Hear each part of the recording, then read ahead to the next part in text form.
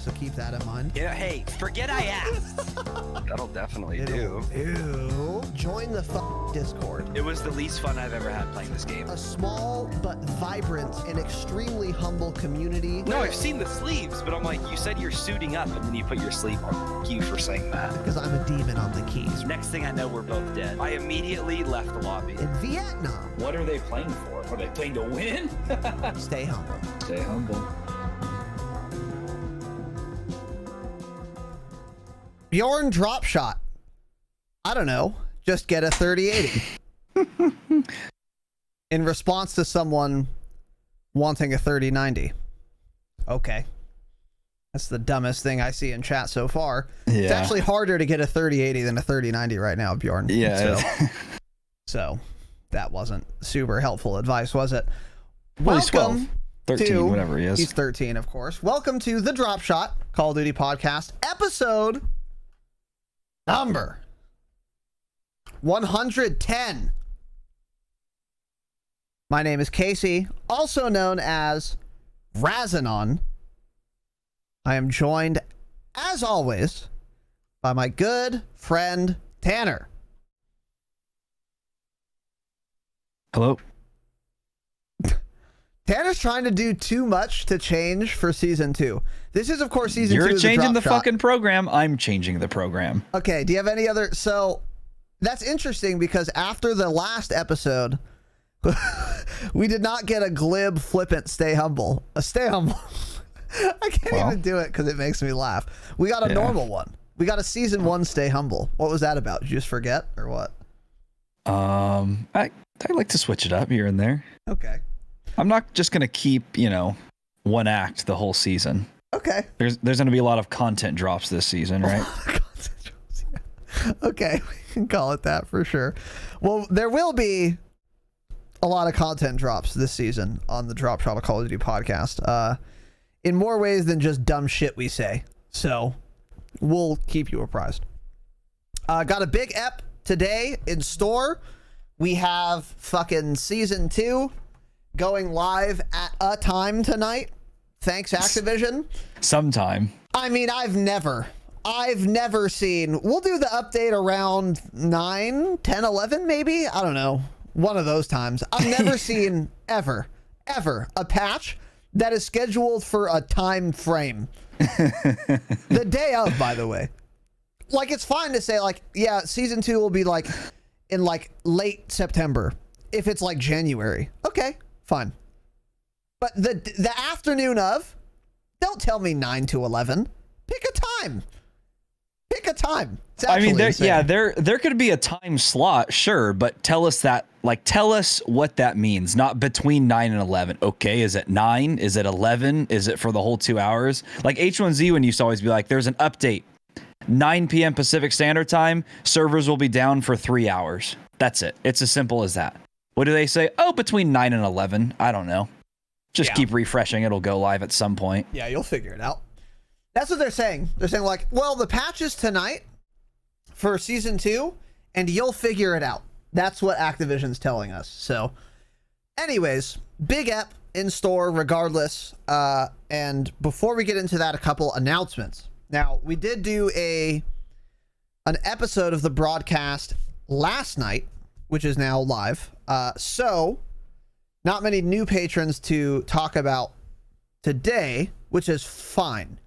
Because this has only been one day. And we're getting 2 patrons. We got 2 patrons in one day. That is acceptable. It's not great. I'm going to be honest. It's not great, right? It could be better. Serviceable. It's serviceable, sure, but it could be better. I mean, we're going forth with the program, so it's serviceable. Yes, that's true. If for one day, it's serviceable. So welcome to our new gold patron, Homewood 33. Now, Patreon is shit and the picture is very blurry, but I like Homewood's fashion sense here. Got a nice button-up shirt on, I think. Really? Let me get a zoom in on this. Can barely tell because Patreon's a shit website. Yeah, that's but that does look like a nice shirt, right? Good. He's got a nice haircut too. Yeah, good full head of hair. Young man. Yeah. Yeah. Maybe good looking. I can't tell. But Okay, send us some pictures. Yeah, we'll investigate. Of course, post shirtless pictures in the Discord. New gold patron, thank you, dude. And new Damascus patron, Dylan M, whom I will not dox. And he gave us his full fucking name. He gave us the name that's on his driver's license. It's fucking Dylan. So, I think he put his welcome, address and everything in his Dylan. phone number. We've got it all. I can fashion a passport with this information. So Dylan, new Damascus patron, thank you, dude. You love to see it. Patreon.com/the Dropshot for bonus eps per month. We got some spicy ones coming up, but I don't want to get into too much detail on those. We talked about it last night, but just figure it the fuck out. It's the best way to support the program, and it is affordable for most of you if you have internet access, especially. Anyways, whatever. Tanner, any announcements from you? Yeah. So I was molding last Wednesday, I think it was, about not getting any offline subs for, oh God, months. I don't know. What felt like forever, right? So the boys came through. We didn't announce this on Saturday because it wasn't really an episode, and then I forgot last night. So Trevor Woodworth, Grim29, The Codfather, and Bucky Susan. Thank you for the offline subs, boys. I appreciate that. Four. That's serviceable right there. Thank you. That's pretty good. I will continue to stream, at least for now. Yeah, we'll get through. We'll finish the announcements on this episode, but make sure there are more. It's a joke. Yeah, of course. Okay. So yeah. For those of you who have listened, and I guess to those of you who have not, we started our All About Warzone 2021 episode last night. We were not sure if we were going to break it into two parts or not, but immigrant.com went down and kind of made the decision for us. So last night was All About Warzone 2021 Part 1. Part 2, where we finish that out, we're going to talk about strategy, all that shit, is going to be on Saturday at our regularly scheduled time. So that is how this will proceed. We're not going to do it like next Tuesday or whatever. It's going to be on Saturday, regularly scheduled time. And then hopefully the following weekend, we will be able to do our new idea, which is, of course, an episode that has and involves talking about. So that's the plan. But, you know, we have to iron out a couple more details. But that is that. That's kind of one of the big reasons we wanted to do the All About Warzone episode as soon as possible, is because we have a plan that is contingent on us having done that. So very excited for that. And anyway, this Saturday, finishing it up. Hopefully next Saturday, something fun and exciting and new for you boys and girls. Any thoughts on Tanner? No, it should be a good ep for sure. Yeah. If it's next Saturday, which we'll have to figure out, but it'll be an exciting episode. Everyone will really like that one. Yeah. I boys will enjoy it. I guarantee the boys will enjoy that one for sure. Yeah. For fucking sure. So anyways,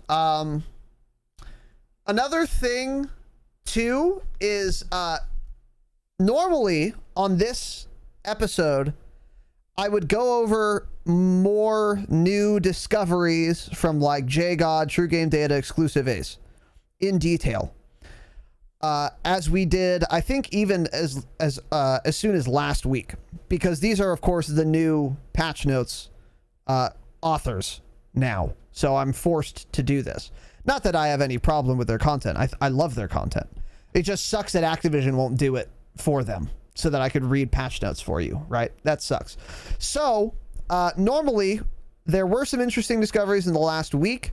Normally we'd talk about them tonight, but I'm not going to. We're not going to have the time because we're talking about season 2 and there's already a fuck of a lot on the table and we don't want this to be an 8-hour program.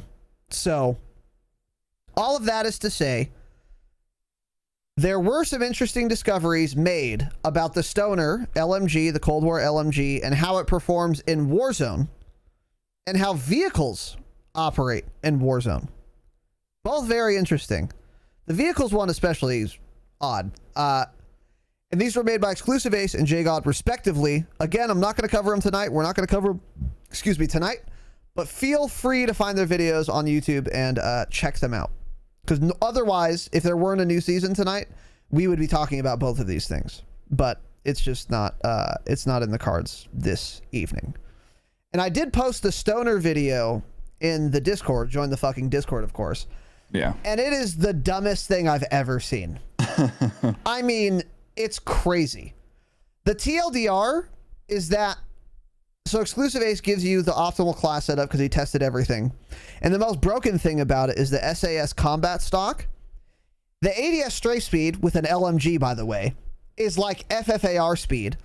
And then when you're shooting it, you speed up by like 200% of that already fast ADS strafe speed. And it looks like a joke. It looks like you're playing cranked on MDub using like an MP5, but it's also double that speed. Like, it's absurd how fast it looks. And you watched this, right, Tanner? Yeah. I mean, it was so dumb. It's like he's sprinting back and forth, It's but also fucking firing crazy. an LMG. It's actually obscene. Yeah. So we encourage It's you guys, hilarious. give both of those a watch. Exclusive Ace and JGod on YouTube. So, and that is it for me for announcements. Tanner, anything from you? Anything else from you, I guess I should say. Sorry, I was muted. We got 2 PO box openings right here. 2 PO box openings for us? Well, so one of them somebody sent to the PO box, right? And it says to Sierra, and then next to it, it also says Tanner. So I don't know what the fuck this is gonna be, but I'm not too excited about it. Well, let So- Sierra open it. It's a federal crime. She's not to here. Open someone else's She's not mail. here. Okay, By the way, I'm well, opening this you're with a commissioning felony. Milwaukee fast. Am I? We're with a watching Milwaukee the commission fastback of a felony knife. right now. That's Don't correct. care. Oh fuck! Why does Amazon do that with their packages now? What is with this shit? They just love white stuff going all over. Oh my god, I hate Amazon so much. Oh boy, what is this? Okay. Okay. So it's from Face Esquire. It says from Face Esquire, from Face Esquire. And it is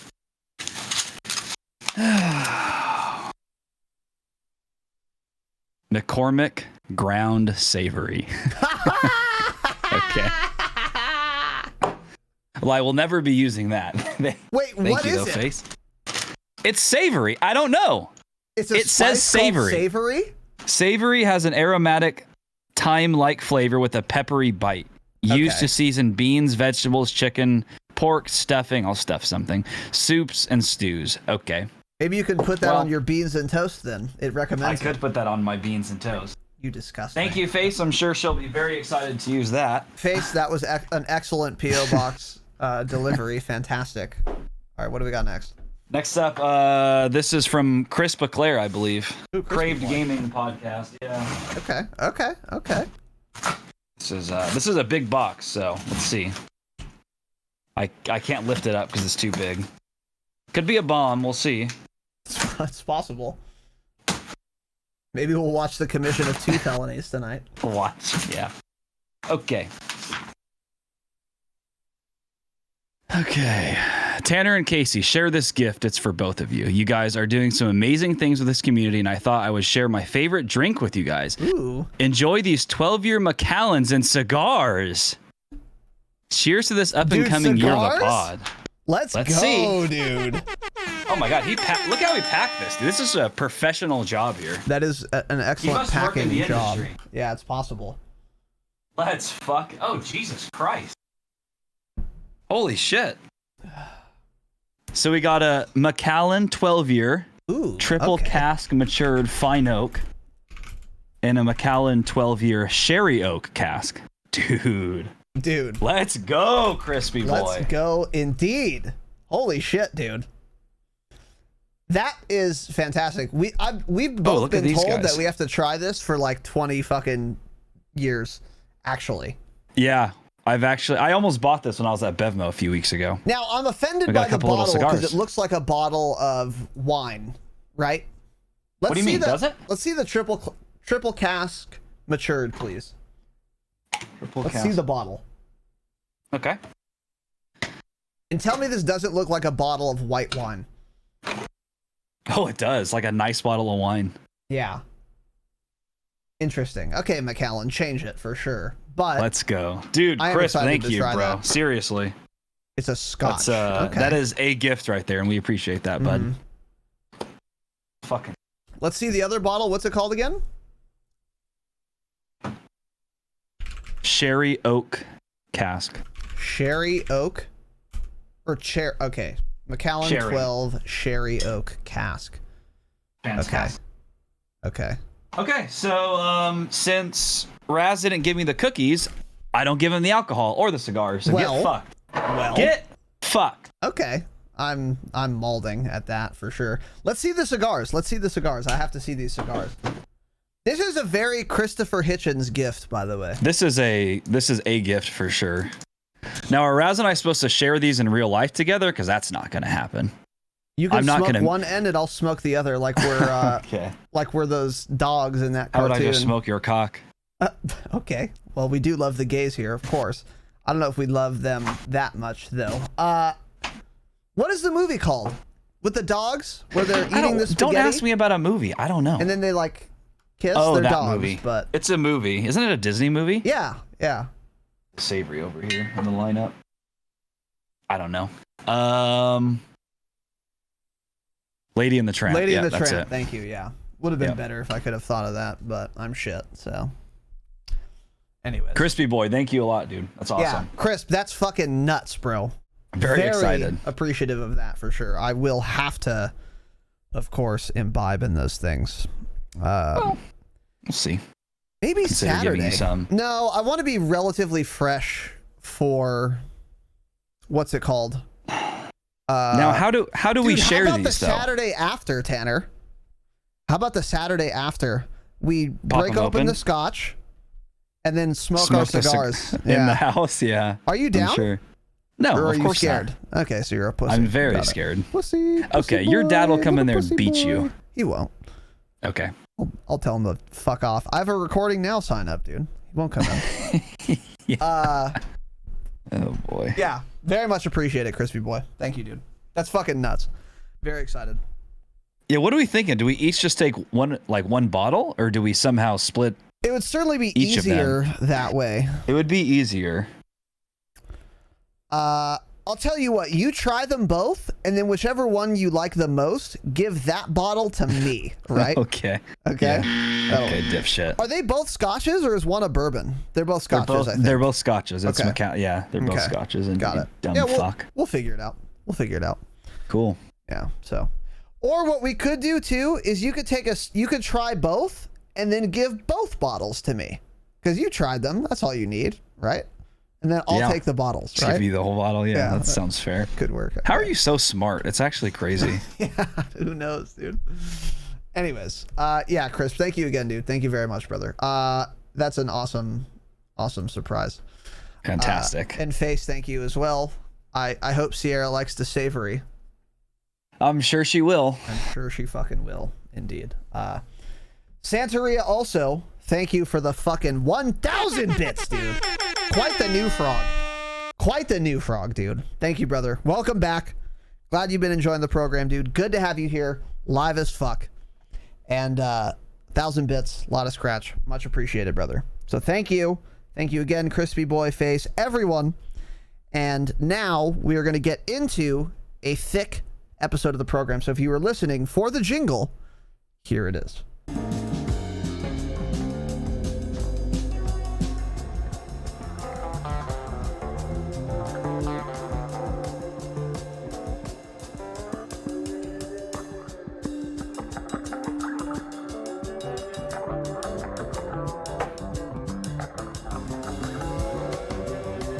I need a gear command.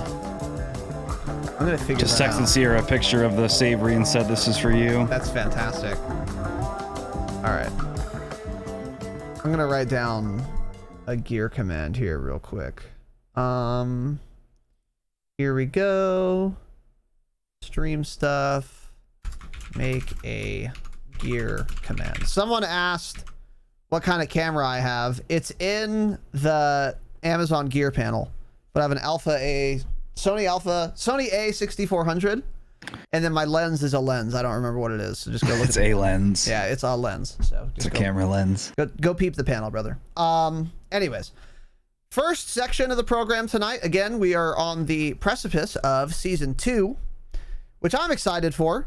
Yes. Actually, for both Cold War and for Warzone. And there's a lot to talk about. First, we're going to get into playlist updates. Now, most of this shit we're going to talk about tonight, right now, is not live yet, but by the time you listen to it, unless you're here live, it will be live.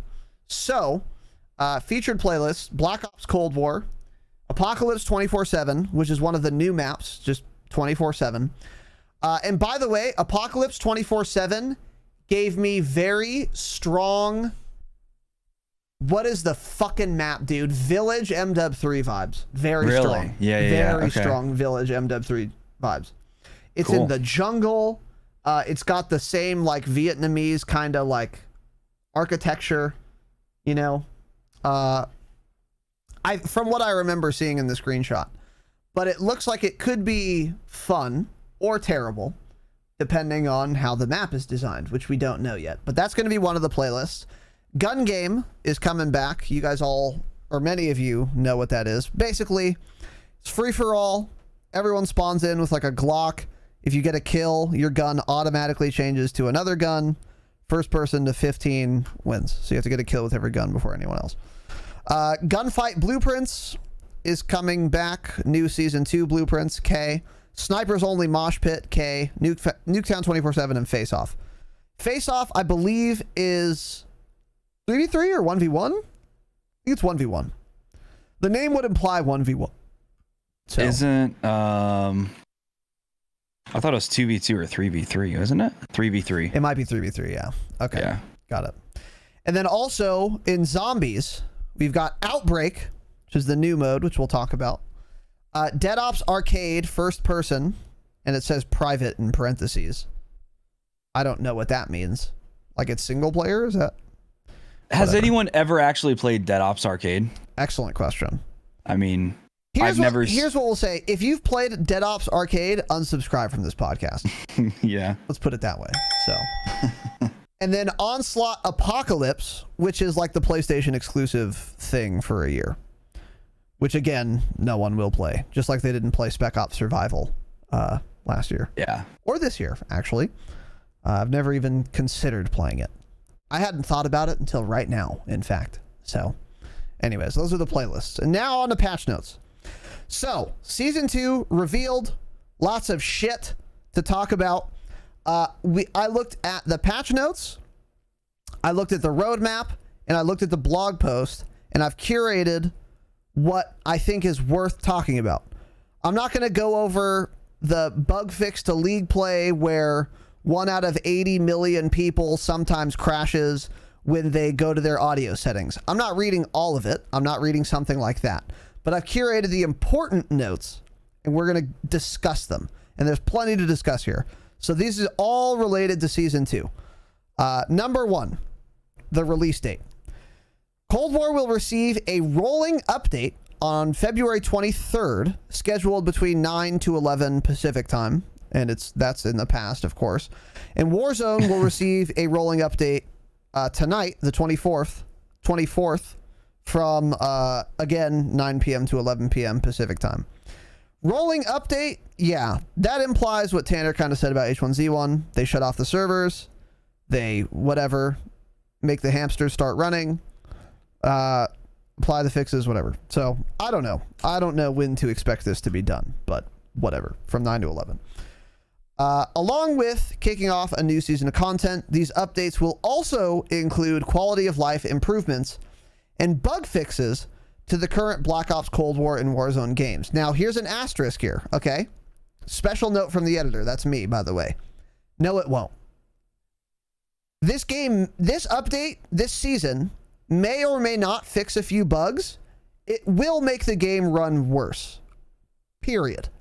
If you play tonight and you're watching live, the game will run worse than it did yesterday. I guarantee it. There will be more bugs. It's going to be more of a fucking disaster. There is no quality assurance team at anything to do with Call of Duty. Not in Activision. Infinity Ward, Raven, Treyarch, none of them have a quality assurance team. So the game will be worse after this season is live than it was before. Hopefully, we get 80 hot fixes between today and like Monday, and then maybe the game's playable next week. But there won't be bug fixes, and if there are going to be new, worse bugs introduced. We've seen it for the last 18 months, and we'll continue to see it. So just special note there. Also, Cold War download isn't necessary if you only are playing Warzone and vice versa. So keep those things in mind. Now, onto the new weapons. So the names of these surprised me, and I'm curious if Tanner has heard of any of this shit and if they have relationships to the names that we talked about a week or two ago when we were looking at the leaked weapons and also the weapons that are currently available in like Modern Warfare. I think it's some Spec Ops Survival, actually. I don't really know. So, first of all, Farah 83, an assault rifle. Have you ever heard of this? Does it look familiar to you, Tanner Dropshot? The Farah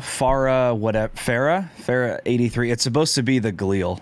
Okay. So probably like a lower fire rate, medium to long range AR is what I would guess. I'm thinking it probably won't have a large magazine. I'm guessing what would the max magazine be? Like 45 rounds or something? I doubt it's going to have like a 60. That's what the AMAX, which is also a Galil, is maximum 45. Is it 45? Yeah. Okay, this will probably be the same then. Yeah. Yeah, that makes sense. So that's what I'm thinking, like a low fire rate, long range AR. I'm just hoping none of these guns come out just absolutely busted and we have to deal with a meta of like just using one of these guns for the next however many weeks, because we're in a pretty good state right now with gun balance in general. I do agree with that 100%. I'm very excited to get these new guns and mess around with them. I just hope they aren't going to destroy the current meta we have. Yeah, 100%. And by the way, on your screens right now, this is a picture of the new AR, the Farah 83. So yeah, this is ostensibly a Galil, which is what was purported to be releasing. I think they named them this dumb shit, by the way, so that they don't have to pay royalties to whoever owns the trademark of the Galil. So the state of Israel or whatever. Yep. Because Activision, of course, is anti-Semitic. That's a joke, by the way. That is an absolute joke. Relax. Okay. They just don't want to pay royalties. Or what? I don't know if it would be royalties. Maybe it would be. Here's the description. This fully automatic assault rifle is a heavyweight among its peers, as it claims one of the fastest fire rates in its class and outstanding effective range for solid damage. Interesting. In the hands of a capable operator, the Farah 83 can be a true force. Okay, dumb shit. Obtain the Farah for free to use in Cold War and Warzone at tier 15 of the Season 2 Battle Pass just by playing the game. So they're continuing to give you the weapons for free at different points in the free Battle Pass stream, which is good. Tier 83, or tier 15 rather. Okay, more on this. This is from Call of Duty Blog. When it comes to neutralizing targets at range, few assault rifles can go pound for pound with the Farah 83, boasting an impressive effective damage range and bullet velocity. Compared to others in its class, this weapon can pump out reliable and fast damage with a near unrivaled fire rate.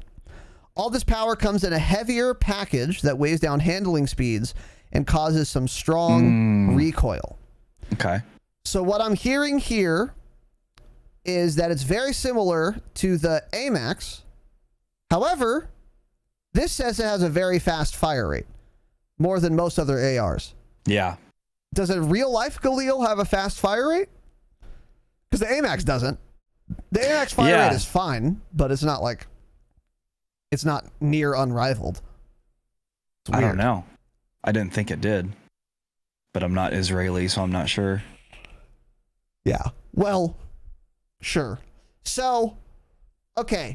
It's going to have high fire rate, high damage range, and high velocity.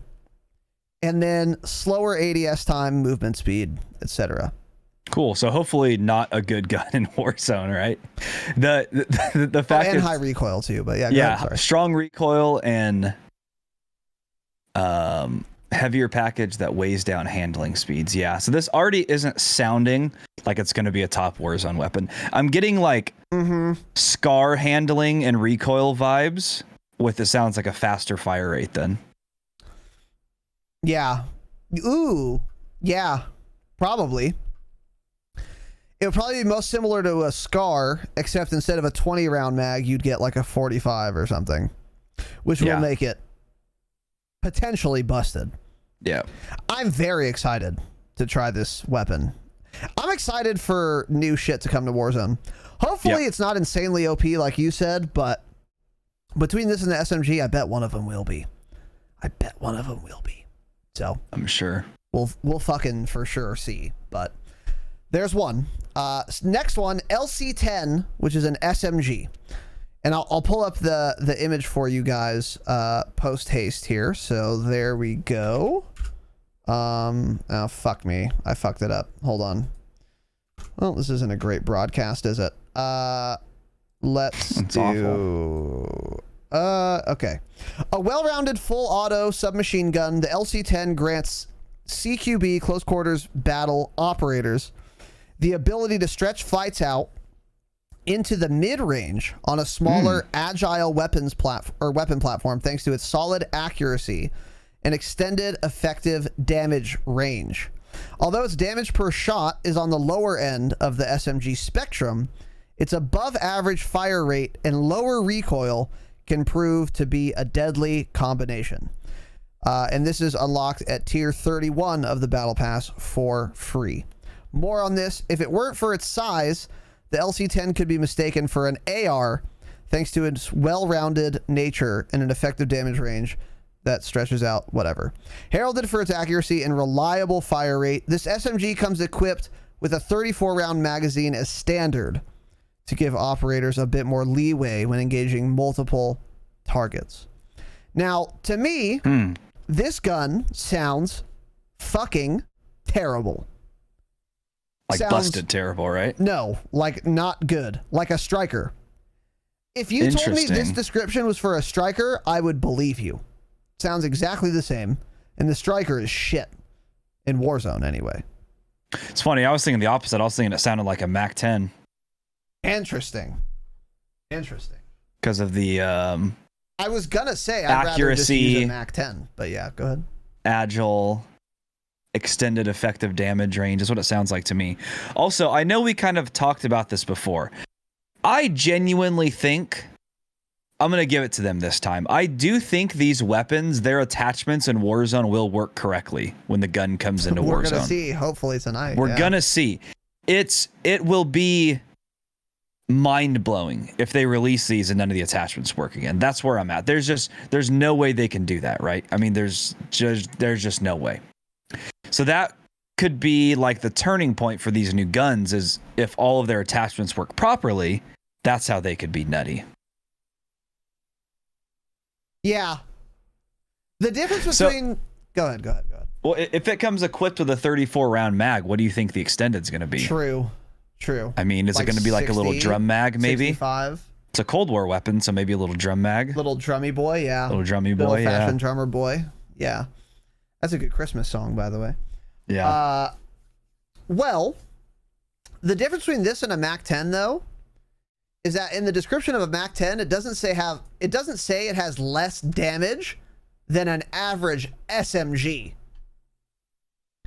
Although its damage per shot is on the lower end of the SMG spectrum. Cool. That's what makes it sound like it could be shit. They don't know what damage their SMGs actually do. That's of course true. Yes, that's the caveat for sure. And like you said, if the attachments work on these guns and only these guns, as far as Cold War weapons go, that could be a whole new dimension and avenue for them to be much more viable than most of the current Cold War weapons. Yeah. So we'll see. By the way, we've been talking about how they'd perform in Warzone, the FARA and the LC-10.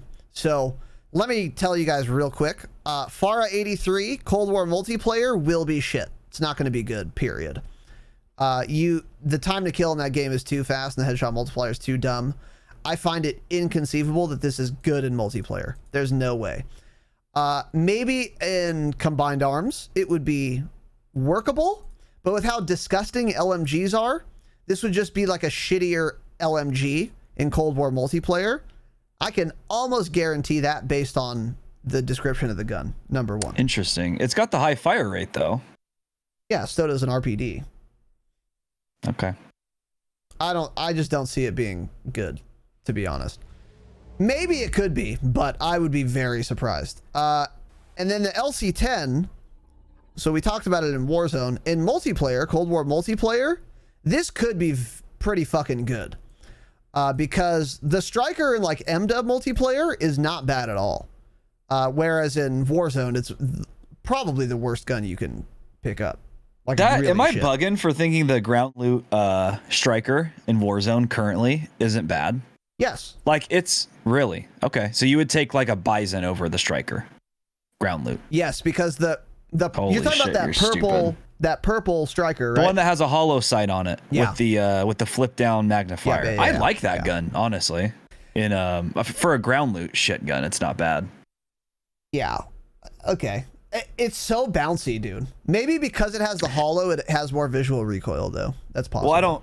Yeah, oh, for sure. I'm built different, though, too. Okay. So keep that in mind. Anyways, we'll see. We'll see how those perform for sure. So moving on. The machete and E-tool are new melee weapons. I'm not going to show them to you or talk about them because I don't care. They're going to be one-hit melee weapons like everything else. Super cool and interesting. The R1 Shadow Hunter is a crossbow. Now, we already have a crossbow in like Warzone, for example. This is going to be another one. I didn't really care about this, to be honest. However, I read a little excerpt from the description here, and it made me a little nervous. Here's the excerpt. Quote, "They can still shoot accurately from the hip in close quarters or opt to attach one of several optics." Now, hopefully, and probably, the crossbow will be a primary weapon so that this won't be an issue in Warzone. But if it was a secondary and it had a real nice hip fire spread that instantly one-shot you in Warzone, Jesus, I would not be thrilled with this at all, actually. You don't think? It wouldn't be a problem in anything more than like duos and solos, though. But still, I don't know. What are your thoughts on the R1 Shadow Hunter crossbow? Even if it does a shitload of damage, I am, it's a crossbow, so you have to be good probably to use it. And it's just not ever going to be viable. But it is a one shot anywhere in the body in Cold War multiplayer, so you can put an arrow through somebody's toe and they'll be dead. So I think if anything, that's where it's going to be more annoying, possibly. But in Warzone, it's still going to be a crossbow. It's not going to be good. Yeah, I'm with you on that. Ultimately, yeah, I don't think it'll be good. So anyway, whatever. They're releasing a new crossbow.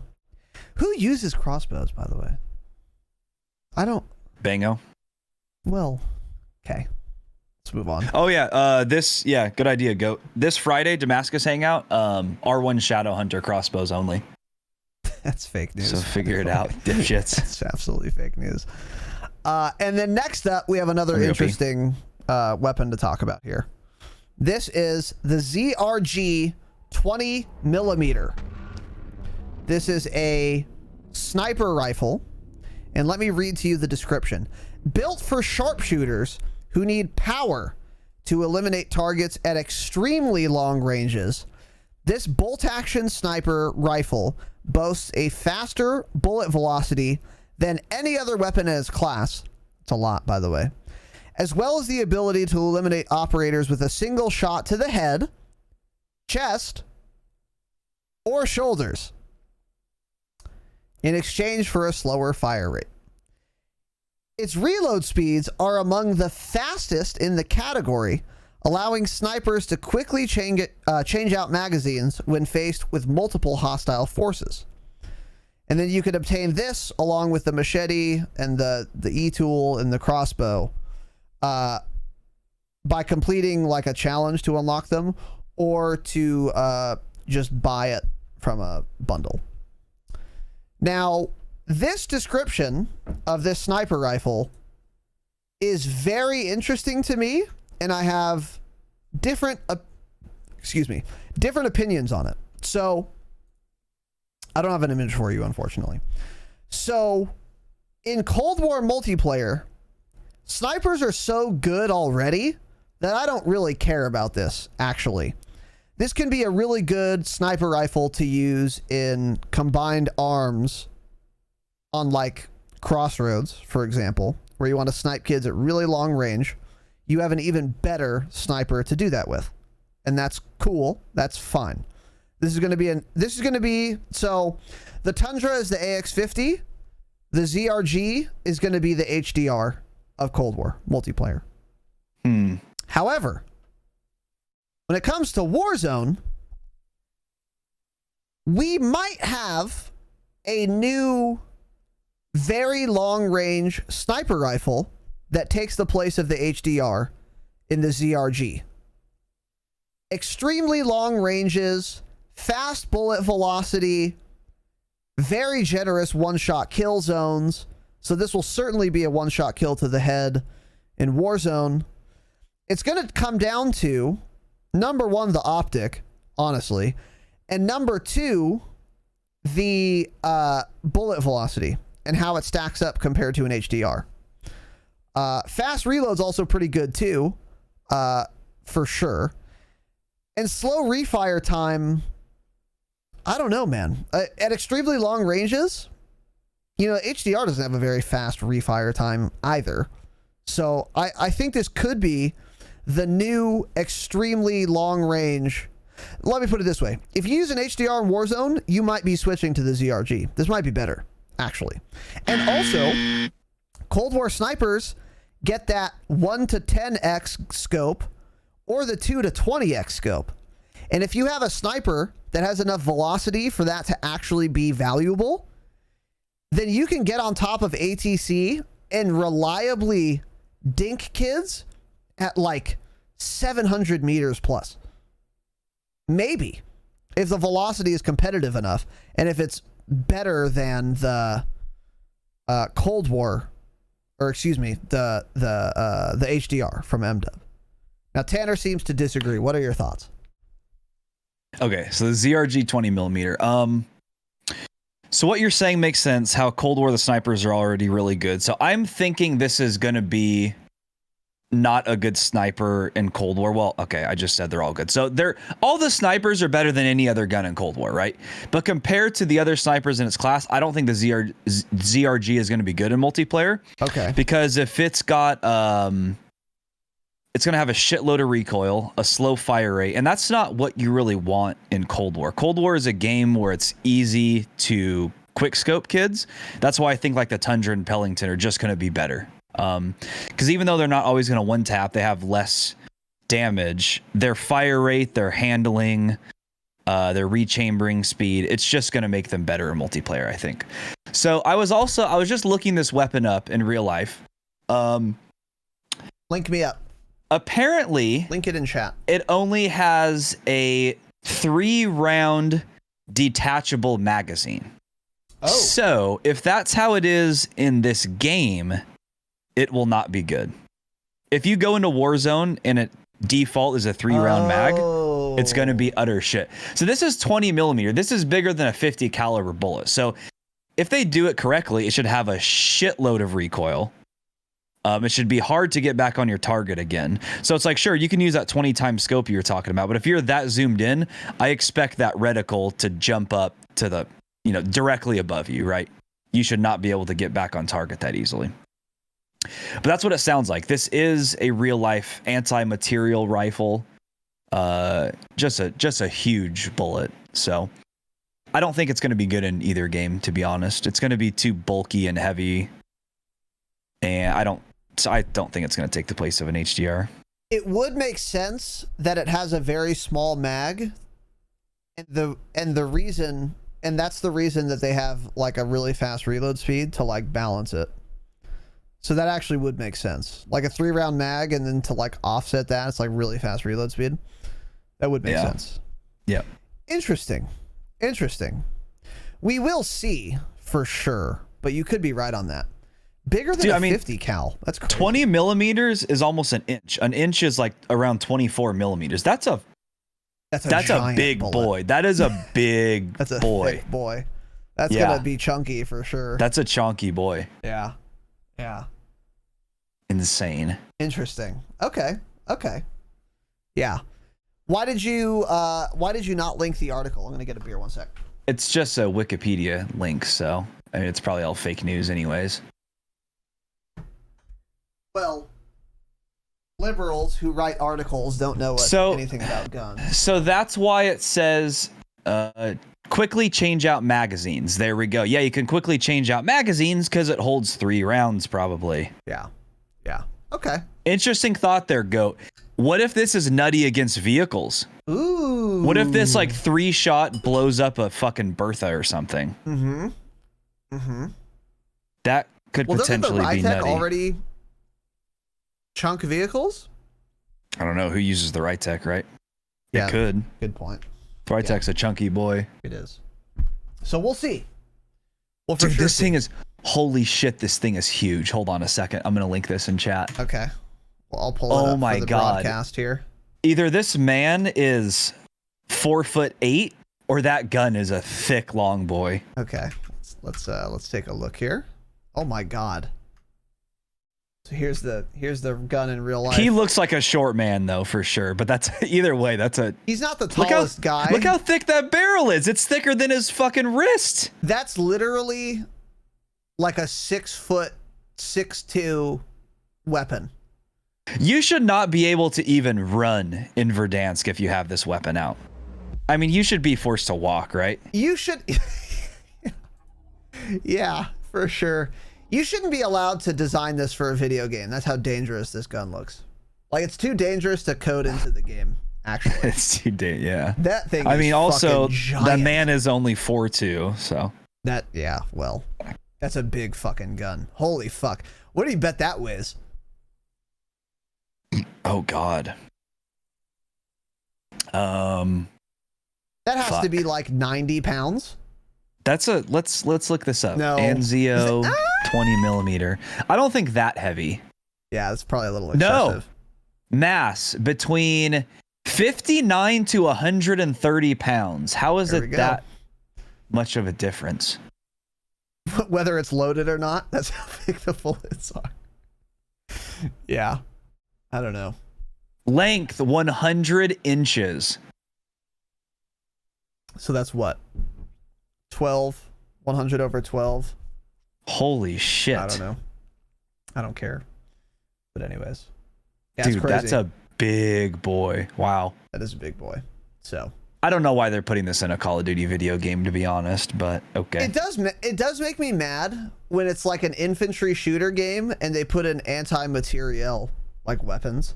Let's not say materiel like that. Well, that's the word, right? So like the Barrett too, isn't that a gun you would never see someone just carrying like on their shoulder? They're always like I mean, snipers in real life are campers, so you know they're not running around with it. They're camping rats. Yeah. Well, anyways. Let's move on. So those are the new guns coming to the video game, and we are very excited to see how those perform in multiplayer and in Warzone. So now on to zombies. Outbreak is a new mode that is also coming. And there are a ton of details on this already. I think the mode is now live, in fact. By the time you're listening to this, if you're on a podcast app, it definitely will be. You join a squad of 4 on a very large fire team sized map throughout the Ural Mountains. Do we know if this is a new map or if it's a current fire team map? Because I was unable to figure this out.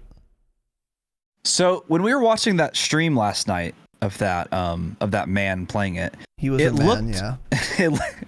It looked like Alpine, but it's like it was being played on Ruka, right? It was like Ruka had snow all over it. That's what it seemed like to me. Yeah, so probably a new map then. Yeah, I think it was a new map. Yeah, I think so. So, anyways, whatever. Big map, though. That was clear. Very big map. And we were speculating this might be PvPvE, but it's not. This is another PvE zombies mode. So it's you, 3 friends, if you have any, and then you guys fight zombies. The details of all of this are all posted, and there's a lot of detail, and there's a lot of shit you can do. I'm not going to be going into much detail on this, but I will say this is far and away the most ambitious zombies game mode that they've ever done.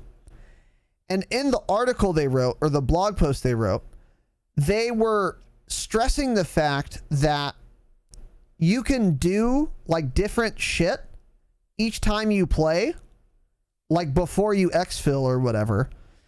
And like there are a lot of different avenues to choose. So in regular ass zombies, the goal is stop dying and make it to a high round. But in this, it's not that simple. There are multiple goals that you can achieve. You can go for this thing, but you can also go do that thing instead. There's a lot of like intel missions and shit, a lot of lore. So if you're into zombies, this looks really fucking cool. Yeah, for zombies players for sure. And it has more replayability than any zombies mode that we have ever had, because you can load into the same mode but choose to play it in a totally different way. And that is really good, which I was saying earlier in the pre-show, for like zombies content creators and like zombie streamers, because instead of just trying to get a high round every fucking game, which is the only thing you can really do in regular zombies, you can just be like, okay, today we're going to go into like Aether Portals 13 and see God. And then like for some other thing, you can try and like do as many other things, like whatever, as you can, which is very cool. So this is an ambitious project, and a lot of the zombies aficionados in our community were ranting and raving about how good this looks. So very good news for zombies players. Hopefully it's not too buggy, but reception seems to have been positive thus far. What are your thoughts, TDS? Yeah, I was watching a video of them talking to some of the zombie devs, and the leader of the zombies team, he was saying how he's been working on zombies since World at War, and every year they've talked about kind of making a mode like this, and they've never done it. And they were talking about how excited they were because, like you were saying, yeah, like every other zombies game they've ever done, it's like, okay, the goal, like the zombies chase you around and you kill them. And he was saying how this is going to be a totally different experience for you. You're going to be able to roam around this huge open map, and like you're saying, complete different task. And he was just saying how this is a very big deal for the zombies community in general, and that it's just going to be something different to play. So that's exciting, actually.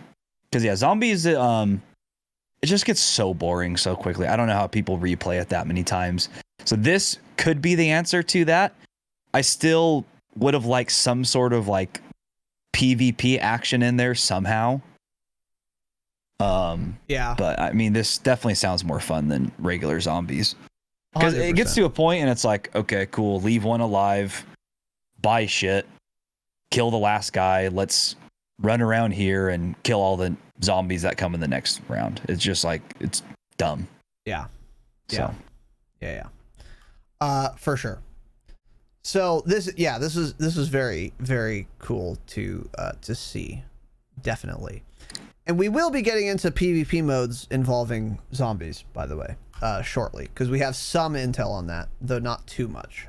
So also for zombies, some new loadout stuff. First of all, a new field upgrade called Frenzied Guard.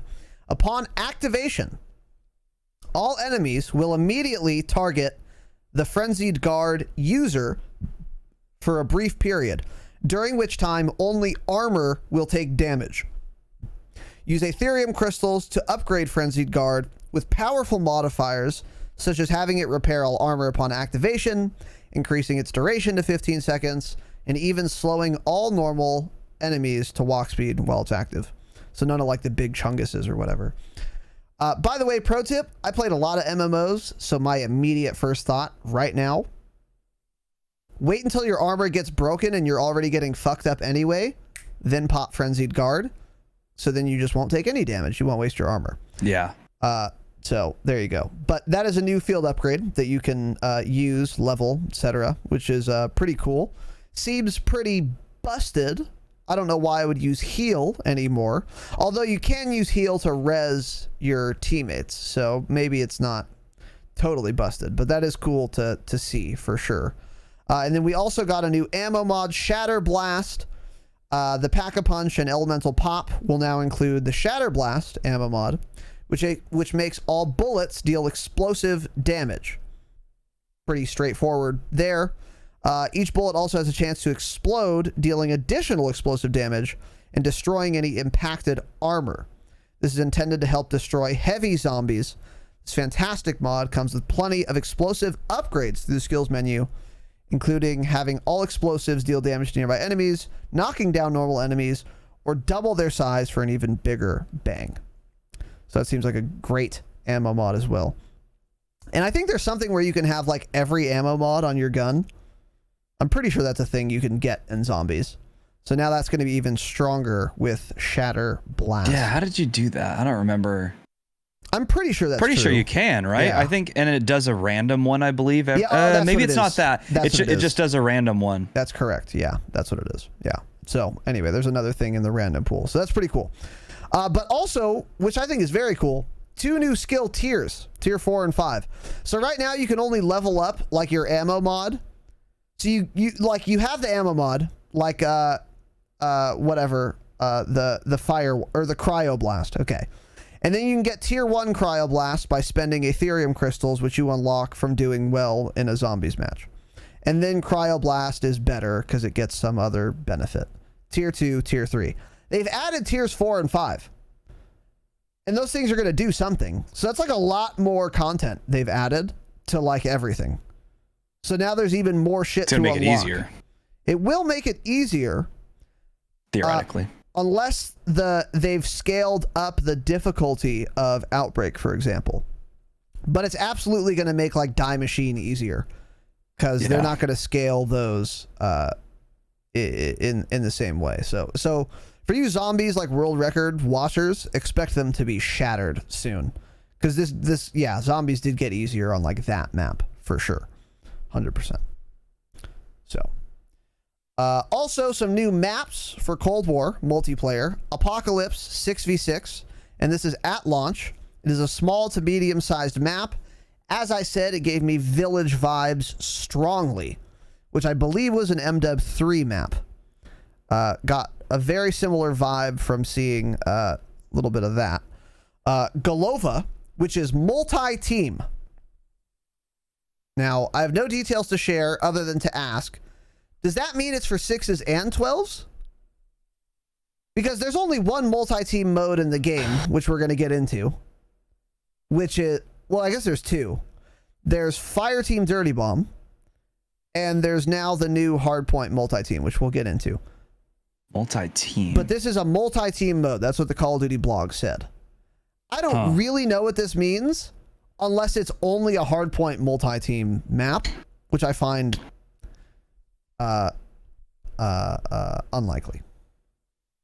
Any thoughts on this, Tanner? Well, it's weird because it says it's like the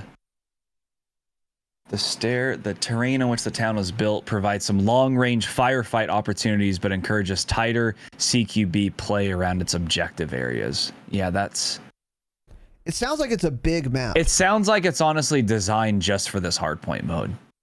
Maybe. I don't know. Yeah. What if they just put this mode on the one map?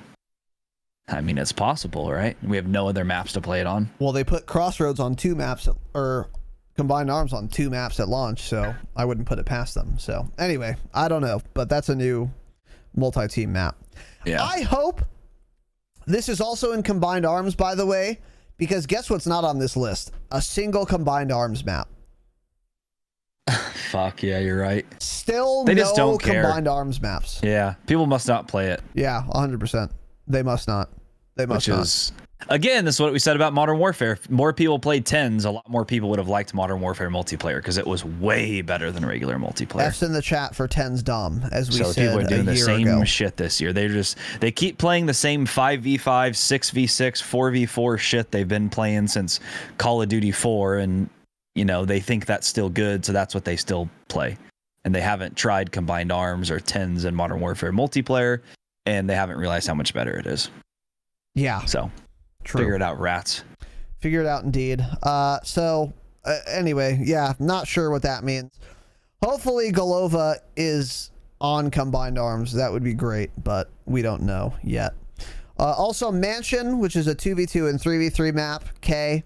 And then Cool. Miami Strike, which is a 6s map. Now, let me be clear. All the Strike maps I am kind of a fan of. Strike just means they took a combined arms map, made it smaller, and then put it in the 6s rotation.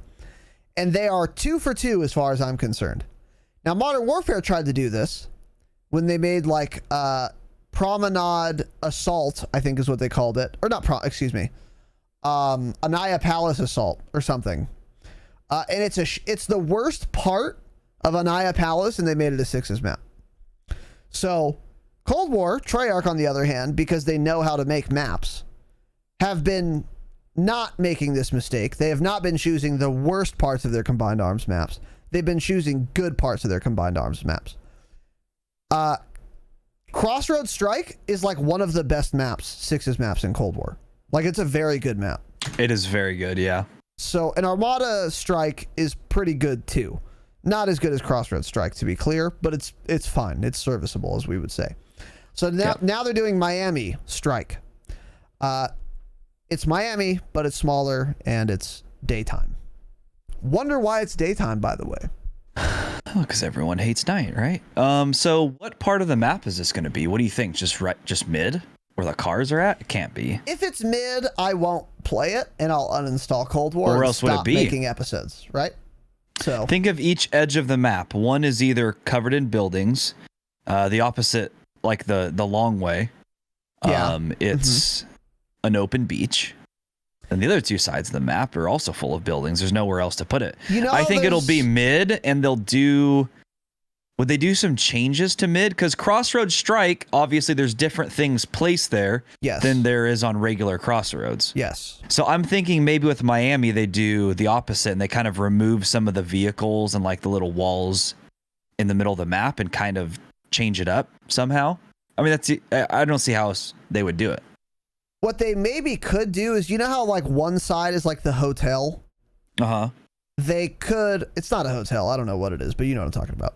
It's like a resort, yeah. Yeah, they could include that and then like draw out the border of the map to like B. So then there's like that little outside entryway you can play around and then go into the resort thing or whatever. And there's also the pool on like the back of the resort, and you could like maybe fight there too. I'm thinking that would make the most sense. There's a little outside, a little inside, a lot inside, a little outside, and then there you go. Because mid doesn't make Piccadilly. Yeah, mid doesn't make sense at all, but that's what I'm just like, I don't know how else they would do it without doing some major changes to the map itself. Yeah. So I don't know. We'll see. But I found it deeply amusing that it's daytime. Do you think that if it is daytime, you'll like the map more? Because I think you said that I like Miami a lot more since they put it in combined arms. Miami, I think, plays perfectly fine in combined arms. It's an awful 6s map, but for combined, it's pretty good, actually. So if it's daytime, that would definitely make the map better, for sure. Mm-hmm. I mean, nobody wants nighttime maps. It's just not something people care about or ask for, and they still continue to do it for some reason. It's crazy. It's crazy. Dumb. They wanted to show off ray tracing and how lights reflect off of rain. Actually, it's so fucking dumb. But anyways, whatever. Miami Strike 6 is coming to the video game. Also, new multiplayer modes. Again, gun game we talked about. Stockpile is coming to 6s. This was in Modern Warfare. Stockpile is kind of like kill confirmed, except you don't get a point for picking up a tag. But if you pick up a tag, it's like in your inventory, and then you have to go to one of two deposit locations with tags, and then they will get deposited at like a rate of like 500 milliseconds per tag, and that's how you score points. So if you die and you're holding like 5 tags, then you'll just drop 6 tags because it's your own plus the 5 you were holding, and then someone else can go pick them up and then go to a deposit location. They just stand in it and then it deposits. Yeah. This mode is actually pretty fun. It's honestly, a pretty fun game mode. I liked it in BO4 and I liked it in MDub 2019 Game of the Year edition, and they're bringing it to Cold War. And this is going to be a 6s mode. I think it can be a jolly good time. What are your thoughts on this, Tanner Dropshot? That was a fun game mode, so I think this would be fun. It's just, yeah, I'm just not a fan of Cold War 6s. It's really that simple for me. But this is a fun game mode, something different, so cool. Yeah, I hear you. And then this is what I'm most excited about in this category. Hardpoint multi-team. Mm-hmm. Let me read the description. Taking place across the large... did I just say across? I mean, I should not have a podcast if I said across, even on accident. So let's roll that back. Taking place across the largest maps in Black Ops Cold War. This hectic new squad-based hardpoint mode tasks 10 squads of 4 with capturing and defending hardpoint hills around the map that rotate every 120 seconds. The first squad to reach 500 seconds of total objective time wins the match. So it's hardpoint, but instead of 6v6, it's 4v4v4v4v4 up to 40 people. 10 teams of 4. This sounds super fucking fun. Like stupid fun. Actually stupid fun. Stupid fun. Do you think this is going to be too hectic? I don't see how they could have 40 players and this not be a complete hectic disaster, right? I mean, think of even when we play Cartel Combined Arms. 12v12. Look how nutty it gets on those points there. How insane is this going to be? It's going to be pretty nuts. The thing Go ahead. It'll be mental.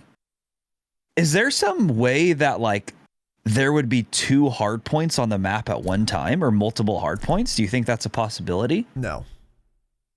Then I don't see how it doesn't turn out to be a fucking disaster. I mean, it sounds like a lot of fun, but I don't know how you go on more than a 2 kill streak, right? Yeah. I just don't understand how that can work.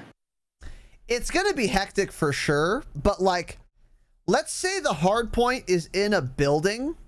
What you have to remember is that it's not 4v36. It's 4v4v4v4v4. So when other teams are trying to come take the hard point, they're going to get killed by some other team who's also like on their way to the building. True. So you're going to get some reprieve in that time. It's still going to be a shit show for sure. But I don't think it's going to be like unplayable or like impossible to cap the point for any length of time. You know what I'm saying? Yeah, I think we should clip that and ship that because I think it is going to be very difficult to cap the point for any amount of time. I don't know.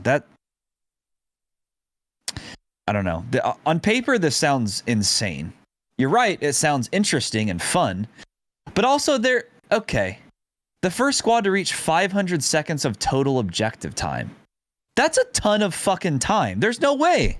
That is a lot of time. I'll be honest. That's a lot of time. Now, what if it's something like each player, if you have 4 teammates and all of them are on the objective for 1 second, is that going to give you 4 points maybe? Because you all had a second on it? Probably not, but maybe. Then these games would... what if it took place on fire team I don't maps? get it. Still, look how And what if hectic there was a fire respawn team timer? already is. Respawn timer could help. It'd have to be, what, minimum 10 seconds probably? Like the same as the fire team respawn timer. Interesting. Yeah. I don't know. I hope this is fun though.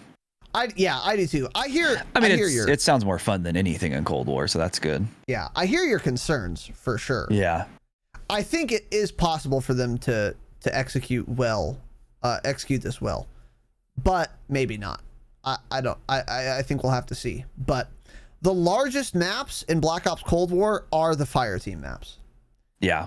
And they're pretty damn big, actually, when you think about it. Yeah, they're fucking huge. So it's also going to it's going to depend a lot on the spawn logic, too. Because if it's spawning people really close to the current hardpoint, then yes, this is going to be a nightmare. But if it spawns you pretty far, I don't know. And maybe it's like Fireteam, where you spawn in on your squad mate and like drop in from a chopper or whatever, or from the sky. The way they word this, though, capturing and defending hardpoint hills around the map that rotate every 120 seconds. I swear there's going to be more than one hardpoint. There's no way they could have 40 total people fighting over one hardpoint and expect a team to get 500 seconds. I think it's going to be multi-point. Okay. There's no other way this makes sense. Clip that and ship that too while we're clipping me, right? Yeah. So we'll see. But We'll certainly see. If it's that way, that would be fun too. I don't know. Because what's the point in having a giant combined arms map if there's going to be one objective that everyone's going to be fighting over? One fire team size map. Like that's not how Dirty Bomb is. You have multiple objectives and it's still hectic. True. Think about that, right? I think Fireteam has more than 40 people though, doesn't it? Or doesn't, huh? No, it is 40. It's 40. Yeah. It's the same size, same number of people. Yeah, how many times am I going to get napalmed? Okay, here's how it's going to play, probably. You know how we were playing Fireteam Dirty Bomb, and there are times when there's only one site left? Yeah. That's what it's going to be like. And that was a fucking nightmare. And you know how it was? Nobody could get it. Yeah. Nobody could. Yeah. We actually said that. We're like, what the fuck? We were like, how is everyone supposed? No. Okay. Clip it and ship it, baby. There's more than one hard point. You heard it here first. Okay. Well, maybe they said this and you're just fucking dumb and didn't put this in the notes. Okay. Look into it. Multi-team hard point. Either way, I'm very excited about this mode. Okay. Because it was insane, but it was also fun when there's only one bomb in Fireteam. But we'll see how it plays out. We will report back with details. Now, while Tanner is researching, I have some things to get to here. So, Mullet Proof Bunk has cheered 69 Bitterinos and the gifted fucking sub. Thank you, Mullet. Love to have you here, buddy. Super active, super chatty now, which is great. He's been welcomed. He's comfortable with the community, and now he's a thriving member of the community. And we love to see that. And Mullet, I very much appreciate the biddies, the gifted sub, and all of your support along the way. Thank you, dude. Princess Leia with a gifted sub as well. Thank you, young lady. I appreciate you. Much love. Thank you for the support as well. A new frog, but a very generous one for sure. Jada Pinkett Smith, not a new frog. 1,000 bits. A lot of scratch. We love you, Jada. Thank you, dude. I appreciate that. Handsome young man. Handsome old man, I should say. But we do appreciate the 1,000 bits. Get a drink. Thank you very much. Rastafan, 2 months at tier 1. Let's go, boys. And the 1,000 fucking bits, dude. A lot of support. A lot of love tonight, boys. And Rastafan is capping it off. 2 months sub at tier 1. You love to see that. Thank you, Rasta. I appreciate you, dude. Means a lot. 1,000 bits. 2 months. Tier 1. Thank you, sir. Bush Turkey with the 207 bits, emptying out his bit wallet. We appreciate that for sure. Rastafan also said, fuck libs writing articles about guns, which is, of course, true. I would never dream to do that. But anyways, Rasta, I appreciate it, dude. Thank you. Bush Turkey, 207 bits as well. Thank you, sir. I appreciate that. Welcome back, young man. And Millie Boy with the fucking 2 gifted submarinos. For a total of 50 gifted subs to this program, by the way. A lot of scratch, a lot of love. and he evangelizes, of course, for the program more than perhaps anyone in our audience. So Millie, I appreciate you, dude. Thank you, brother. Means a lot. And also, Killer Sticks 23 donated an amount of United States dollars with a message attached. Any founders in the chat? And then he put 9,000 question marks. So there are some founders in the chat. There are actually an alarming number of founders in the chat. And Killer Sticks 23 has joined them with a nice, crisp Benji Frank, an amount of United States dollars totaling, of course, $100, dude. Let's go, Killer Sticks 33. Now, of course, change your fucking name now, obviously. That's, of course, true. And it's going to shame me to write on the website the name Killer Sticks 23 as a founder of the website, thedropshot.com, of course. However, despite that indiscretion, I will very graciously take your generous contribution. Killer Sticks, I appreciate it, dude. It's a lot of scratch for real. It means a lot. I appreciate you and thank you very much, dude. And there is now one more founder in the chat. Let's put it that way. Let's fucking go. Let's fucking go indeed. So Killer Sticks, thank you very much, dude. Really appreciate that, brother. Thank you very much. And while we're on the subject, Mulletproof Bunk has cheered an amount of bits. Not to be outdone, evidently. This fucking animal. One of the top wasters of money that we have in our audience, in fact, Mulletproof Bunk, has cheered an amount of bits. And he said Scumdog Millionaire, which, okay. Instead of Slumdog Millionaire, it's Scumdog Millionaire, which I appreciate a good pun, of course. And that amount of bits, of course, is 10,000 fucking one, dude. That is nuts. Boys. Jesus, indeed. Mullet, you absolute pig. You're a pig. you're a fucking pig, right? That's crazy, Mullet. Dude, super generous throughout the program's 10-year life cycle. 10,001 bits, a lot of fucking bits, brother. And we very, very much appreciate that, dude.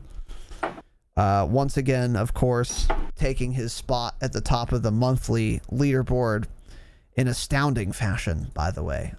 And with that very generous contribution. So Mullet, Scumdog Millionaire, I'll be changing your name in Discord to that. I very much appreciate it, dude. Thank you very much, Mullet. It means the world. It was nice of Mullet nuts. to wait kind of towards the end of the month to take over the spot, unlike usual. Usually he does it at the beginning. Let someone else, yeah. So it's good he let someone else's name be up there for a while, yeah. Very kind, for sure. And he could stop doing that if he wanted, you know. Of course he could. We'd love him still. He most certainly fucking could. He probably should, but yeah. Either way, we'll of course take it. So, Mullet, thank you very much, dude, for real. And again, Killer Sticks, all of you guys, nuts support tonight. Thank you very much. It means a lot. So, let's move on. 2 score streaks. We're also getting the Death Machine score streak, or we've gotten it. And this is basically like the Reaper Scythe from Black Ops 4. Very disgusting, very fast time to kill. Dangerously easy to get, by the way. It's like 1100 score to get a Death Machine. Which No, I'm not thrilled. Yeah, 1100? I equipped it today, dude. Yes. 1100? Yes. That's like less than a UAV. It's not. Okay. Maybe I'm getting the name. A VTOL's like 7,000, so no, it's not. Or a VTOL's like 6,500 now. It is significantly less than the War Machine. Really? It is like 5 streaks below the War Machine. Yeah. Okay.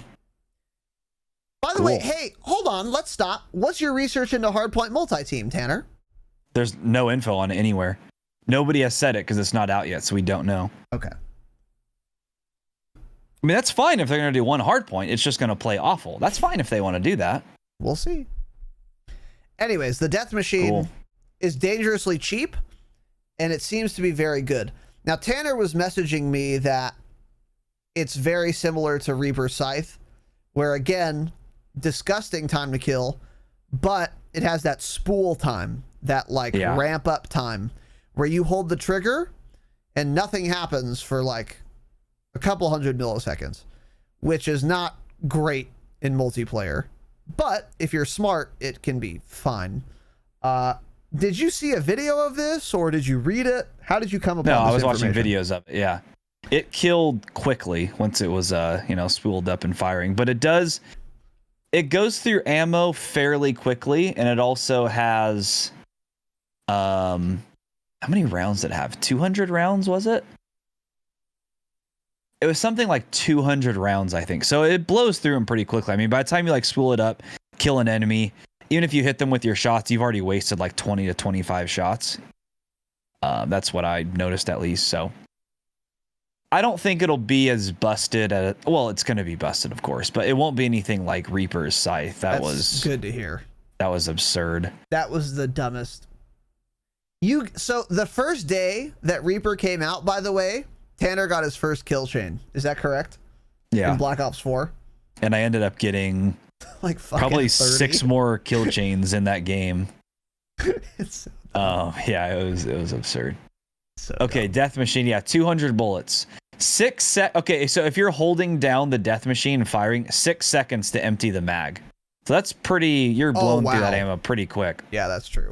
Way faster than the 34 millisecond rev up time is what they're saying here. Well, that's pretty fast. It's not instant, but it is fast. That is fast. Now, of course, if somebody aims a sniper towards you, you're dead either way, so it doesn't matter. It is. Fuck, you're right. It's 2200 score. Oh, there you go. That's entirely too low, it sounds like. That so we're going to be seems seeing a ton of those. Low. Yeah. Here's a picture. Here's a very low quality image some dipshit took. Yeah, 2200. Like so here's for context, guys. Care package is 2000 score. Death machine's 200 more points than that. There's the context. Costs less than an air patrol. Yeah. So, yikes. But also, you could just be shot and killed from behind and boom, it's gone too. Yeah. Sure. Yeah. It's definitely not as good as a war machine. So it doesn't seem to make sense, the gap between the war machine and that, though, in terms of score. Yeah. It's very odd. So they'll probably end up tuning this in some capacity, but they've done a lot of tuning, which I'm sure we'll get into if you put it in the notes here. They adjusted a lot of the other score streaks, their total score. Yeah, it's in the notes. It's not. I don't see it. So. It is. Well, it's there. Cool. So you. It's because you didn't read them, right? Cool. Well, I have a job. You're unemployed.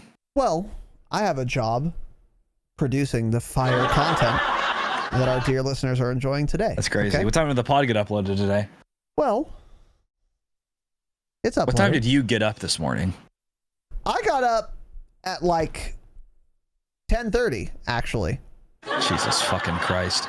So I haven't slept until 10:30 in 6 years at least. that is the fakest news I've ever heard. I swear to God. Okay. If you catch me asleep after 10, kill me. In game, I don't want to be sleeping until 10 a.m. ever. That's just ridiculous, frankly. Okay. Well, let's move on. Warzone. New ground loot pool. Hopefully it's not shit, but of course it will be. So yeah, new ground loot pool. It's going to have a lot of the blueprints that are new. So like the store bundle is going to have the new SMG in it, and it's going to be a blueprint that's going to be in the ground loot pool, as well as the new AR, probably the new sniper, and then some other things. I'm hoping the FFAR is removed from the ground loot pool, and that they don't ever do something like that again. You don't even need to get a loadout. You seen that ground loot FFAR? There was also like 3 of them. There was a gray, a green, and then the which was really good. And they were all just as good as the next one. Yeah. I actually started running the red dot on the FFAR because of ground patrol, the blue FFAR blueprint that's ground loot. Because I was like, damn, that makes it way easier to control the recoil when you have a red dot. Yep. I think it's disgusting. So hopefully they remove all FFARs from the ground, of course. I thought this ground loot was actually pretty good recently. I mean, as bad as Warzone usually is, I think after Raven took over recently, Warzone has been undeniably in the best state it's ever been in. Yeah, true. I mean, they have been getting rid of the hackers quicker than I thought they would. I'll give them that too. Those 2 ban waves have done numbers, surprisingly. I mean, shocked, but they did appear to work pretty well. Yeah, I don't think we ran into like an obvious aimbotter for at least a couple weeks, it seems like. And we've been playing quite a bit these last couple weeks too. True. And the ground loot was pretty good. The weapon balance is pretty good. So yeah, they have an easier chance, I think, of fucking Warzone up than anything, because it's in a pretty good state right now. Yes. 1,000% agreed. Which, of course, they'll fuck it up. They're gonna fuck it up not only with their intended decisions, but also with the unintended bugs they introduce. Which we said at the top of the program, the game's going to be less fun tonight than it was last night, because it's going to be a mess. It's going to be a mess. Of course. The stim glitch is going to be back tonight. There's going to be a stim glitch. There's going to be an invulnerable and invisible glitch for sure. Do you know how sweaty the lobbies are going to be tonight? Yeah. It's going to be insane. I mean, we're going to have to do the recon strat, honestly. There's no reason in playing any other way, because we won't win any gunfights. We're actually evening lobbies onto a new POI. Evening lobbies with a new fucking season. Oh my god. Yeah, it's gonna be nasty. We're gonna be in a lobby with all the content creators that we shit on, like Cope Cowboy shits on Tim the Tapman, Cloaksy, Nick Merckx, and whoever the other person was. So, well, the Dropshot's just making fucking waves in the fucking community and the pro scene, but whatever. I think yeah, they didn't clip that part, but Nick Merckx did say that. He's like, oh shit, Cope is part of that Dropshot podcast crew, huh? Dude, you got me for a split second. I was like, You're what? So fucking dumb. But I'm, of course, yeah, that's of course true. Your face, oh my god, that's funny. You actually like froze, you thought. You're so fucking dumb. Yeah, well, I'm the stupidest person that's ever been on Twitch. Yeah. Let's move on. It's actually crazy. Across Verdansk, there are a number of points of interest to either discover or more fully explore, all advancing Warzone's story while offering new places to scavenge and scrap for survival. Last sighted off the coast of Rebirth Island, recent intel suggests that the cargo tanker Vodyanoi? Any Russians in the chat? Let's go with that. That sounds right. We'll go with Vodyanoi. Has gone missing at sea. However, recent visuals have identified a vessel matching the description heading toward the port of Verdansk. Let's not say it was missing. It was there the whole time. There's a big storm over it. How did they miss it? I mean, we've seen 1,000 YouTube videos on it, right? Operators within the vicinity are recommended to exercise extreme caution as the ship is carrying unknown cargo. Oh. Maybe zombies. And its crew are not able to be contacted because they're zombies and they can't operate phones. Meanwhile, within Verdansk, something major is beginning to rumble deep underground. Interesting. And that is from the Call of Duty blog. Also, in a new video, Raven says, this is from Charlie Intel's Twitter, in the new video, Raven says that the new ship in Warzone will be located in between prison and port. So if you guys know where that shack is to the southwest of prison, it's going to be right in that area. They've also said that some more bunkers will be opening up in Verdansk. I don't know what bunkers opening up means, to be honest. Oh, okay. You know the red access card bunker that is under prison, where you enter the bunker with a red access card, and then there's a second bunker within that bunker that allows you to enter an access code, but no one's been able to get into it. Maybe this is one such bunker that will now be opening up in Verdansk. Interesting. And maybe others. I also saw some thoughts on Twitter of people thinking like maybe all of the red access bunkers would have codes now and you'd be able to get into all of them with a code, which I don't know if I really want that necessarily. But that was just another thing that I saw. Aren't there other bunkers somewhere that we've just never been able to get into? I'm trying to think of the map. I feel like there's another bunker or two somewhere that you can't get into. Oh, there is. I don't know. Okay. Do you know? Okay, picture lumber. I'm picturing lumber. Lumber has been pictured. Go north a click to the police station. Hold on. Let me pull up my monitor. Okay, so I'm looking at lumber on my desktop background. Now go north one click to the police station. Perfect. I'm at the police station. Now go due west to the buy station. Across the bridge. I'm at the buy station across the bridge. Okay. If you're at the buy station and you go in the door closest to you, there is a bunker there that you cannot get into right now. Got it. So up there at that like military artillery type emplacement thing where you can go inside, where there's like, it basically looks like the bunker on the far west side of the map, yes, right? Exactly. Yeah. Okay. Exactly. That's an inaccessible Okay, so that's bunker. going to be opening up. So that'll probably be opening up as well. Yes. So I wonder how these guys crack the codes to all these other bunkers. I mean, of course, the YouTubers got it because Activision DMs it to them. Because Activision DMs it to them, then they make up some elaborate story. Oh, we cracked the code! We cracked the code! No, you fucking didn't. And you got a the DM, YouTube bitch. Thumbnail. Yeah. Yeah, for sure. 100%. So yeah, it's the dumbest thing I've ever seen. So hopefully somebody cracks to these get in the ASAP. bunker. Yeah. Yeah. Exactly. Yeah. So, what were you God, saying? I love YouTube. Nothing. I'm just glad we didn't get our poster of the map framed yet, right? Since we're getting new bunker codes on there. One for sure. Yeah. Yeah. Yeah. That'll be good. Cool.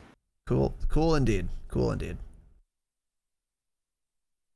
So anyway, I'm excited about this. However, there were talks about a new Warzone map. I haven't seen anything about that in anything in writing the notes tonight. And all I've seen is that blog post that implies to me that there are zombies on this ship, and now we're going to get zombies in Warzone, and we're not going to have a traditional BR experience. Is that possible? That happens tonight? There's okay. Dumb, right? That's what I'm wondering. Is this zombie shit coming today, or is it coming like in a couple weeks? If it replaces a traditional BR instead of being a separate thing, I will fucking mauled so hard. I don't think the zombies are coming yet. So I don't know if you have this written anywhere in these notes, because of course I haven't looked because I have a thing called the job. But there are already calling cards in Cold War that are like, okay, so let's talk about it now because it makes sense here. Okay. So there are calling cards found in Cold War, because the Cold War, an update rolled out last night, like a pre-update. And they say like, kill 20 zombies in Warzone. There were a few of them. I don't know if you actually have the screenshots here. I'm gonna put it right under our current note. So just give me one quick fucking segundo. There you go. Okay. There we go. So let me pull these up here. Yes, in Warzone, eliminate 8 zombies before the first circle closes. There's another one called 1-2 punch. In Warzone, rapidly kill 2 or more zombies 2 times. And the third one was shotgun eliminations in Warzone.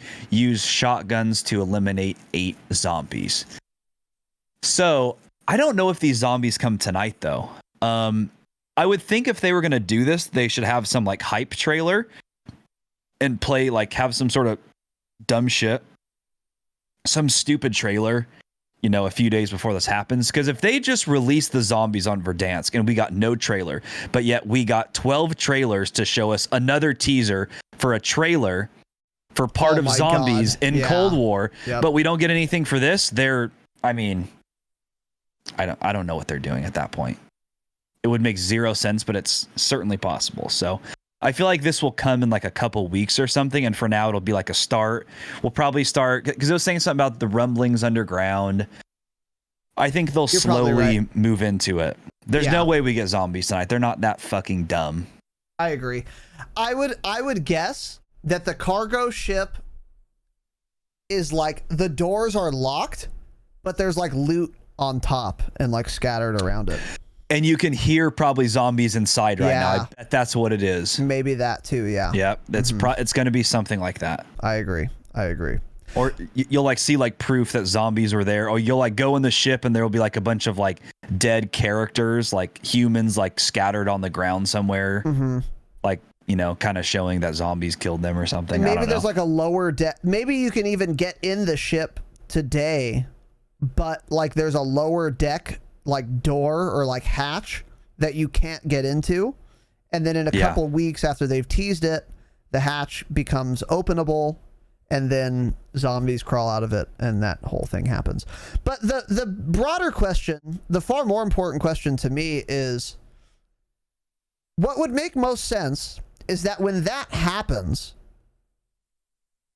in conjunction with that patch that releases zombies into Verdansk, they also release a new Warzone map, which would be the combination of all the Fireteam maps in Cold War. Because there is... I mean, I know Activision is a dumb publishing company, but they cannot be dumb enough to replace a traditional BR that is the most successful of all time and then just add zombies to it without supplementing that immediately with another traditional BR experience.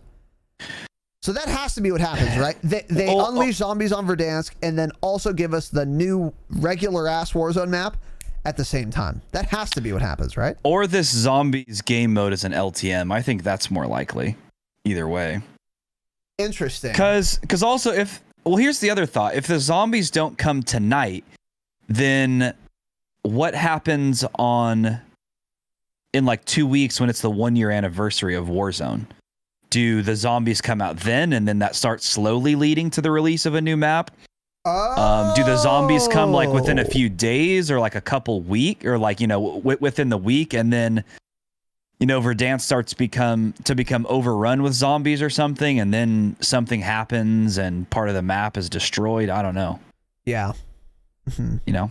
Yeah, I agree. There's a million different things that could be. Yeah, that's true, but I really do think it's gonna be it's gonna, whatever is gonna happen, I think will happen very close to the 1 year anniversary. I think that would make the most sense. Likely. Obviously, yeah, that would make the most sense. So that is that. Also, on another note, there is a new mode called Exfiltration related to Warzone. During an Exfiltration battle royale, a portable radio crackles into life. Don't get flowery with that language. Coming online somewhere in Verdansk. The operator who secures this radio and holds onto it for a sufficient period of time automatically wins the game for them or their squad. To ensure their exfil isn't by the book, anyone holding the radio is marked on the TAC map as if they were under a most wanted contract, so they'd have the crown on the minimap for everyone to see. With all operators also receiving intel on how much longer the current radio holder has until they win. So everyone will know how much longer you have to win. Other than this new win condition, the same BR rules apply. Expect a circle to collapse and a winner to be determined by last operator or squad standing should nobody receive an early exfil with the radio. So this is just an addition to the very traditional, or not very traditional, but this is just an additional element to the current regular ass Warzone mode, where another win condition is if you get this fucking radio and hold it for however long, you just auto win. Yeah. This is not going to replace Warzone. It's like I think it's an LTM. Yeah. But maybe not. It didn't say LTM in anything I read. So maybe it's a permanent mode like Plunder is. I don't know. But what are your thoughts on this, Tanner? This sounds fun. It sounds like it could be pretty intense. It's not saying here if it's like solos or quads or anything, right? I don't think it does. This sounds like it could be like a fun, could be like solos or duos, trio, squads. Yeah. Like party mode, kind of. Yeah, it would bring like a lot of action. I'm just wondering if this will get kind of ruined by somebody just flying around in a chopper like they do with Most Wanteds. Now, when Most Wanteds do it, everyone kind of just ignores them, so it's like, okay, whatever. And in this game mode, obviously, I think people would be a lot more likely to go after that chopper. But I'm just wondering if it would be, if there's going to be some easy way to win this by doing some crap like that. You know, or like hiding, like think of prison. Even if you're Most Wanted marked on the map, it's like prison has so many layers and rooms. Yeah. It's like you can just hide easily, it seems like. Yep. And if that wins you the game, I don't know. Yeah. But it also has the, you know, the possibility of being extremely fun and, you know, real hot. So I think Whitey has made the first comment that I agree with in my chat ever. And he said, there's going to be a way to cheese this. I agree. There's going to be some dumb way to cheese this. Now, on the helicopter point, so in solos right now in Warzone, there are never choppers. None. Because people were cheesing solo wins by just being in a chopper in last circle, and they just win. So they could take choppers out of this game mode, which would help, because it would be difficult to finish them. Yeah. Though not impossible. Even without choppers, though, there's going to be a way to cheese this. I think if you get it and then go top prison, if you're smart and you're on top of the highest point in prison, one of those 4, what's it called? Ramparts, no one's going to kill you. You can't be killed. Because you'll have restock claymores, you'll have 4 teammates, you're not going to die. And if they take helicopters out, it's even more impossible for anyone to get up there. And you just kind of cheese your way to victory. And I'm also thinking maybe you could go into one of these bunkers and put like deployable covers down. Yeah, exactly. And just mount up and like have restock gas grenades and just destroy people. It does seem like it's going to be very hard for them to remove all the cheese ways you could win this. Honestly. But I don't know. We'll see. We'll see. But it does sound like it has the potential to be very fun. Yeah. But we'll find out.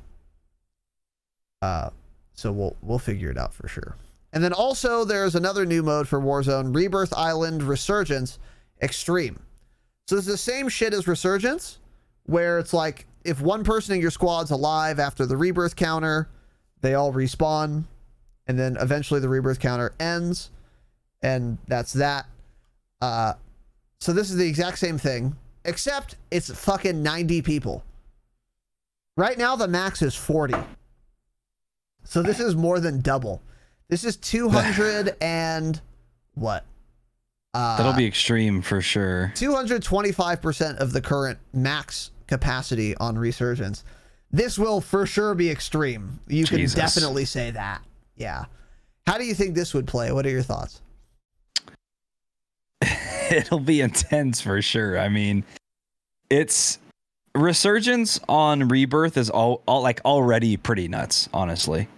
I mean, it's hard to even land there a lot of places without just getting melted immediately. So, I mean, hey, they put multi-team hardpoint in, right? Might as well put this shit in. True. It'll be super fucking hectic. It's going to be a disaster. It's going to be so crazy that it's not even worth warming up on. Like, this is so dumb. I don't play this, actually. There's no chance that this is fun. I just can't see it. That's too many people. What they could do, though, well, I don't know. How big's the first circle on regular ass Resurgence? Is it the entire map? Because if they made the first circle the entire map, it would help a little bit, but not enough. I mean, that's crazy. So, whatever. We'll see, but that's coming as well. And then there were some more patches for Cold War yesterday, the 23rd. Not too much to say here. We've gone over a lot of this already, but they did do something interesting, which is improve a lot of their maps. Now, what's crazy about this is that Infinity Ward never did this for MDub, and they of course should have. So we have examples here, courtesy of Charlie Intel. So here is the before of Cartel, for example. Wait. Oh, fuck me. Okay. Here's the before of Cartel. Okay. With the bushes being a height. And then here's the after. They're very significant. They're pretty significantly trimmed. It's a lot better. Yeah, it's for sure better. Definitely a lot better. So this is how you know that Treyarch actually has a Twitter account and reads what people say about their game. Also on Cartel, before and after, very trimmed hedges here, so you can actually see the wall. Pretty important. Again, before and after. The point here is that from this angle, you can't see inside that window very well, and then after, you have a very clear line of sight to the window, the opposite window. So that's good. But they also did it for other maps. Crossroads Strike, before is this picture, and then after is this one, which looks exactly the same to me. No, it's that wall in the back. There's no shadow behind. It's that wall back there also. Oh, they added a wall. Which does make it a lot easier to see, because you could not win a gunfight if somebody was on that head glitch there. Yeah, you would not ever win it. True. Unless, of course, you're on a controller. That's, of course, true, yes. Or using a sniper. Yeah, that looks anywhere. A lot better. Hey, just remove the fucking shadows, right? Just remove all of the shadows. I don't care how much worse it makes it look. I'll be able to see people. Mm-hmm. I want 0 shadows on my map. And then here's another example of Crossroads Strike before and after. So what, they just lowered the sandbags? Yeah, they lowered the sandbags. They lowered the height of the sandbags, yes. Yeah, cool. Well, that one doesn't really matter, but cool. Good, but yeah, for sure. And then Moscow, they just removed a big part of the map where people would cheese. And I would die to fucking rats playing here on Moscow, by the way. This part right here. This is one spawn, like right here on my cursor. And then like here's another one. And people would just rat around right here to protect this flank. And now they just cut out that part of the map. So now if you spawn here, there's no left to go. You just have to go this way, which is good. So again, here's the before. And then here's the after. Now I don't see the difference here. Oh, this car. Okay. Holy shit, you are stupid. It's they that whole added wall. A whole lane. Yeah. Oh, wow. That's where really it ends good. now. That's where it ends. Yeah. Oh, yeah, I see it. Yeah. Okay, cool. Very cool. I see. Okay, very cool. Super cool. And then also another before and after. Again, there's a whole ass lane, which is good. And then before, again, you could go this way. After, you cannot.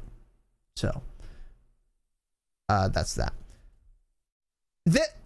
I care less, honestly, about the fact that they improved these maps in particular. I think it's good, especially trimming hedges on Cartel. I think that was a good move. I think probably all of these changes were well-founded. I'm glad they did them. But more importantly, the point I would like to make is that imagine Infinity Ward doing this. Infinity Ward never changed a map ever. They even made maps. They 100% did this for the CDL. This is all geared towards pleasing CDL, which is why, I mean, the CDL does all like Treyarch a lot better than Infinity Ward. Because Infinity Ward doesn't give a fuck about the CDL, which is fine. But they just don't. Look at that one too. Express, good news, no more spawning in front of the train. Oh, that basically came from who tweeted at Vundy Bop about that. Someone tweeted at David Vonderhaar, Yeah. Mm-hmm. And also, so what does it say about Miami Strike? Okay, here we go. Miami gets a complete overall Miami Strike, tightening the action around the alley/garage areas. Okay. Oh, the right lane, or one of the lanes. That sounds like the wrong lane, though. The lanes that's farthest away from the beach. Okay, but also this new design will come complete with new flanking paths, new set decoration, and improved player visibility based on direct feedback. I like how they say that, at least. True. They say things like improved player visibility based on direct feedback. That's a good thing to say, and this is why I think his name is James Matoni or something. Matone. That's why he's a much better community manager than Ashton Williams. So cool. Yeah. Well, yeah, exactly. And this is why MW 2019 is the worst game I've ever played of Call of Duty. And this game's just better. Cold War is just a better game. So, because they have brains and they're willing to actually improve player visibility. By the way, Infinity Ward never, ever, ever in its year, in fact, in its 18 months since it came out, has typed the words in any communication ever, improve player and visibility in that order ever. Not once. They never. Maybe they did, and we visibility. just didn't know because Ashton Williams, of course, didn't tell us. That's possible too. That's possible too. So I mean, just a terrible dev team over at Infinity Ward. But anyways, good to see those things. And then they also did change a ton of score streak values. I didn't feel it was necessary to go into the specifics here, but if you want to, Tanner, we can. I have the document. Where? What did you say? Score streak values.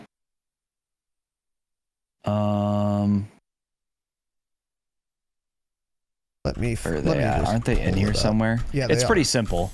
Death Machine, 2200 score. Air Patrol reduced cost from 2700 to 24, which is good because Air Patrol is kind of worthless.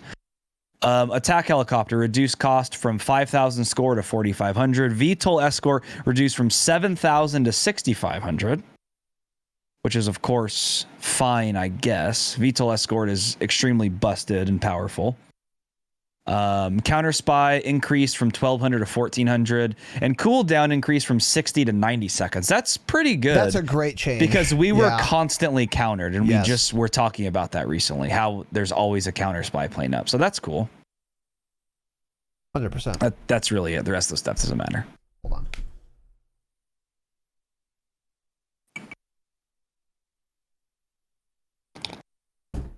I agree. I'm very glad they increased the cooldown of the counter UAV. I think Air Patrol should be more expensive, not less expensive, by the way. Air Patrol can kill a VTOL instantly, and it's very dumb that that streak is that cheap, in my opinion. Or a gunship. I mean, you can get the equivalent of a care package and just immediately shit on someone's gunship. I think it's a yikes, honestly. I just love this community manager, honestly. The things he puts in here, Ashton couldn't dream of typing any of these words. She probably doesn't even know how to say them. Just look at this. Like, main menu, added a select/deselect all option and quick play menu. Just like, he puts everything in here and it's fantastic. Yeah, 100%. So cool. Thanks, James. I think that's his name. Shout out to James, dude. What's his Twitter handle? We should follow him on Twitter. I do because I pay attention to things. You don't. This is why I'm taking over the Twitter. You're fucking awful at it. Okay. The James Matone. Mattone. Cool. Oh, so he works for Activision, not Treyarch. Interesting. Okay. So why was Infinity Ward doing all the notes for all of Modern Warfare, but now somebody from Activision does them? I don't know. Did they just realize how bad she was, so they didn't want anyone else to do it again? They're like, oh, she's making us look awful. Yeah. Here was another thing, by the way. Added a shot tracker to the combat records multiplayer weapon screen. For each weapon, this displays the distribution of hits across the different body parts, as well as the damage multipliers assigned to some of these body parts. Interesting. Very cool. Yeah, that is. These people looked at TrueGameData.com and said, we should do that. That's exactly what this is. It's exactly what this is. Yeah. Now, of course, if you play on controller and you look at this, you've hit nothing but upper torso, upper chest, or head. I mean, those are the only places. Literally one bright red dot. Yeah. Just right in the middle. Yeah. That would be actually so funny if there was like a heat map like that. Oh my God. It'd be in the same spot. Yeah. Crazy. For cool. Sure. So that is cool. That's a cool little addition there. Also, the update may be live in 4 minutes. It won't be. In another cool. Good talk though. In another addition from these patches, in Season 2, you can access all of your store bundles at the new bundle locker in the weapons menu. you can equip certain items straight from the Battle Pass system, store bundle preview, and the bundle locker with the new quick equip feature in Black Ops Cold War. That sentence didn't make sense. I tried to make it make sense and it still doesn't. Keshav, The whole sentence. maybe you should take over Charlie Intel's Twitter while you're at it. Because I don't... Well, read this quotation. Doesn't make sense. it's in... So he didn't say it, though. It's in quotations, just like you said. He's quoting himself. He's not. I don't know if he is. You can access all of your store bundles at the new bundle locker in the weapons menu. You can equip certain items straight from the Battle Pass system. Oh, that's cool. So when you unlock something on the Battle Pass, you can right click and equip it. I mean, it doesn't matter, but so, okay, hold on. So they added the ability to equip something directly from the Battle Pass page, but I still can't save blueprints. Really? True. Really? Why does nobody talk about this? I want to save a blueprint. What are you doing? It makes it so much quicker. I know what attachments I use for my Mac 10, but it would save me 25 seconds every time if I could just right click, use the blueprint. It's the simplest thing. What are you guys doing? Giant true. You know, I forgot to mention this about Cartel too. I'm not giving them any credit for trimming those bushes because people in the fucking beta were saying you need to trim these bushes and they responded to it them. So the fact that it took like 4 months for them to trim them, no, they don't get any credit for that. Cool, they did it. Don't care. Too late. I stopped playing the game. Those bushes ruined the game. I mean, what the fuck are you doing? Yeah, well, that's perhaps true. So, anyways, on this point, Yeah, that sentence makes no sense. Okay, thank you. Yes. On the bundle locker point, unclear what it does because this sentence, of course, doesn't make any sense. But it's just cleaning up the UI and making it easier to use. So that's good. But Tanner makes an excellent point. Why the fuck can't we save blueprints? It's been so long that I actually forgot that was missing. Remember, we were expecting it to come in season 1, by the way. Yeah. What fucking idiots we are, right? What dumb It can't be pieces that of hard shit we for them are. to code in, right? No chance. There's no shot it's hard. No shot. There's no shot, bucko. On a stack. Also, this new bundle and quick equip from the from like the battle pass and everything, by the way, this is only for Cold War. This is only for Cold War. Yes. This is not Warzone. True. This is getting kind of confusing with all like the Cold War specific changes, Warzone specific. Yeah. I mean, just imagine how it's going to be when there's 2 more games. That's so thrown in crazy. here. I know, actually. So, yeah, poor me writing the notes, or Tanner. He's taking over the Twitter and writing the notes. So we'll get into that. But I should just take over everything because you're just awful. Yeah. You should just speak and make jokes because that's all you're good at. let's end the broadcast and we'll finish the podcast on your stream. How does that sound? Cool. Yeah. Wrong. So a little more details on this, more coherently written here. Last but not least, for those looking for easier access to your growing loot collection, you'll be able to access all bundles you own at the new bundle locker at the weapons menu in any mode and directly from the store in Black Ops Cold War. You'll also be able to equip certain items straight from the battle pass. That's where Tanner got this idea. Okay. Store bundle preview and bundle locker. It still doesn't make sense. Okay, so they quoted. So just stop reading the sentence because it doesn't make sense. Sorry, Keshav, I apologize. Something is changing with the bundles. Figure it out. You'll figure it out. Nobody here plays Cold War anyway, so it doesn't matter. Yeah. Okay. No more sifting through menus to find your newest items. Now you can equip them with a tap of a button. And like Tanner said, by the way, no one does this. No one buys a bundle and then just equips the weapon as is. If I buy a bundle, I'm going to immediately go to my create a class menu and put my attachments on, because the attachments on the bundles are awful. So keep those things in mind. And anyways, that is that. That covers our curated list of season 2 fucking shit. Changes and stuff. There are more things that were changed. A lot. Everything we didn't cover was fairly minor from our perspective.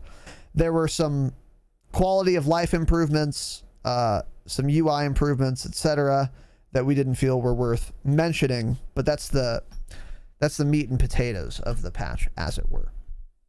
And by the time you listen to that, unless you're live here, those things will be, of course, in the game. So, what? Cool. No, the Cold War update is live now, I guess. It's the download has started for people. Warzone hasn't, though. Cold War is? Okay, but not Warzone. So Outbreak and everything is technically out now. Okay, well, I pressed check for updates in Cold War, and it's not updating, It still hasn't done it for me either, but people are talking about it on Twitter. Cool. Check so people on Twitter lied to you. Cool. Got it. And our chat. Oh, fuck, I just launched the video game. Shit, I'm about to drop into Verdansk, boys. It's probably one of those updates where it's here we go. already Warzone installed. is rolling out. PC. Oh, not bad. 20 gigs. That's not bad at all. Interesting. So there's no zombies then. Zombies are not here. Yeah, I don't know. Whatever. So before we I can't check for updates. This is so making me so sad. There's not an update, so it doesn't matter. For Warzone there isn't? Not yet, no. At least not for me. All right, whatever. Let's move on. Before we do though, real quickly. Where are we here? The bush turkey. Nope. Okay, we just got one little update to hit very quickly. Ty Dean Soli 123 has gifted a Submarino. You'll love to see it. Ty, thank you, dude. I appreciate it, brother. I haven't seen you in quite a while, which makes me furious, of course. So be here more, right? But also, I'm joking, by the way. You have a life, hopefully. Unlike me. I appreciate the love. I appreciate the support. Thank you for the gifted sub, my dude. It means a lot. So thank you, sir. Much love, much appreciated. Thank you for the gifty boy. And we hope you, of course, stick around because we've got more fun and exciting things to talk about. Live breaking news confirmed. The Outbreak event is live in Warzone right now. It is something else you queue into. There's a bunch of... Wait, Outbreak in Warzone? It's called the Outbreak event, and it's live in Warzone. In Outbreak, successfully exfil 3 times. In Warzone, kill 10 zombies with headshots. In Warzone, eliminate 20 zombies. In Warzones, use lethals to kill 8 zombies, etc. So it's like that event we had for Rebirth at one time, where you can go through and do all the challenges. Got it. And then you get some sort of loot for it. So that is live immediately. So there we go. Did that replace the regular Battle Royale experience? No. Okay. As we expected, that would have been ridiculous to do. Is there anything changed in the regular Battle Royale experience? Is the map I don't changed? I don't know. Okay. You need to interrupt Restart me. Blizzard. I got it. Restart Blizzard. It is updating. Okay. I need you to interrupt me immediately if you confirm or deny that the regular BR experience map has changed or not. If you find that. So. Well, we know the bunkers and stuff and the boat, but that's going to be about it. Okay. Got it.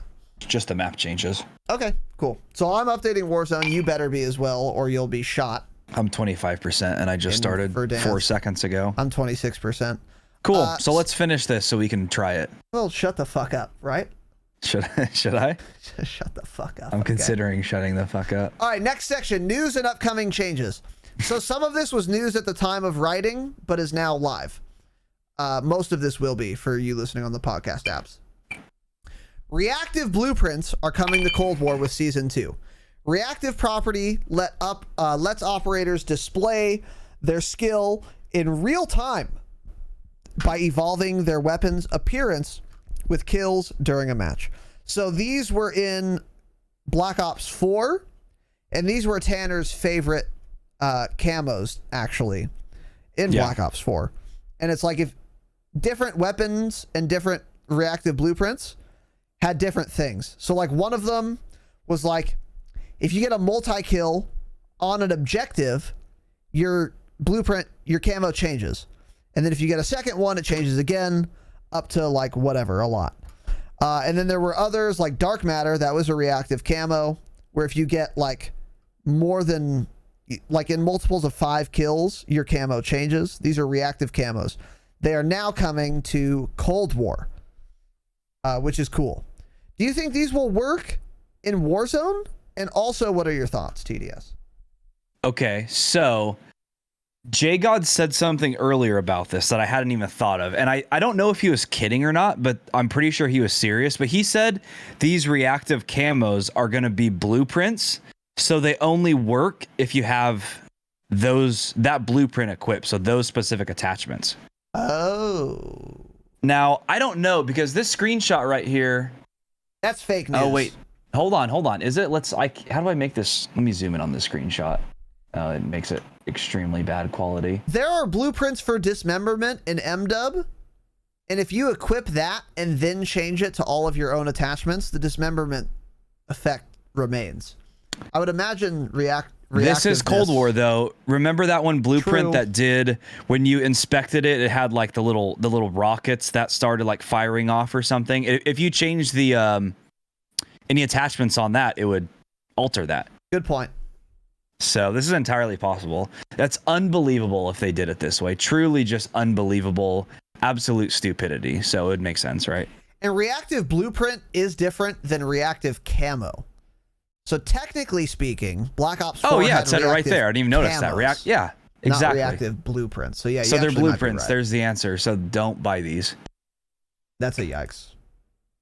That's a yikes for sure. So if that's true, people are going to be so mauled, and more importantly, so few people will buy the blueprints that they'll change it. Yeah. They'll change it just so more people buy them. I guarantee it. Yep. I guarantee it. Because unless their blueprints are fucking meta blueprints, which is very unlikely. Very unlikely. Because, of course, as we've talked about, they don't play their own game. So they don't know what the meta blueprints are. Or attachments, rather. So. Okay. By the way, Charlie just posted a new article that has a bunch of Season 2 info. With, like, the map points of interest and whatnot. So I'm going to link it in chat so everyone can look at it, and then also you can look at it. So points of interest, shipwreck. The doomed cargo tanker known as the Voidanoy, however the fuck you said it, has run aground in a low estuary of swamp ground less than a click west of prison. Okay, here we go. So new missile silos hidden underneath the city's 3 war monuments. Oh, the war monuments. Got it. So there's one at Millie. Okay. So there's a bunker at Millie.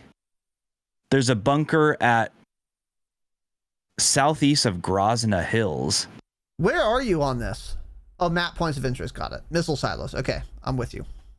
Am I fucking dumb? Where is Grozna Hills? Grozna Hills is those neighborhoods. It's Bango. You know how we drop Bango? Okay, and then Tavorsk Park has a missile silo. Ooh. Cool. Oh, due to the contamination, security protocol mandates a complete shutdown of the following: Stadium Garage, Bunker 0, 4, 5, 6, 9, and 11. Wait, so the bunkers are all shut? They're chalked, dude. And Subway. The Subway doesn't run. Wow. Rip our All About Warzone episode. I'm glad they shut the subways down, by the way. Cool. Wow. Oh, here we go. Cold War attachments have been updated.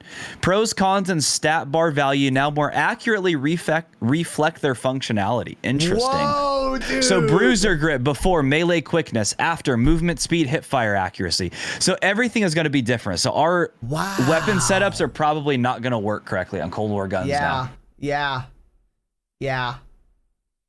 Wow.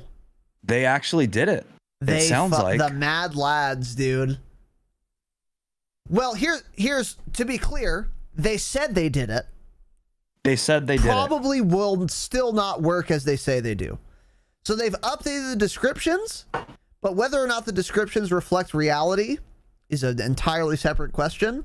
And don't use a Cold War gun in Warzone until Exclusive Ace, True Game Data, and JGod make a video on it and test it. I would not believe any of this shit. But go ahead. Exactly. Yeah. Ammo replenishment timing when equipping stopping power on Cold War weapons has been addressed, so they actually finally fixed that. Interesting. And that's pretty much it.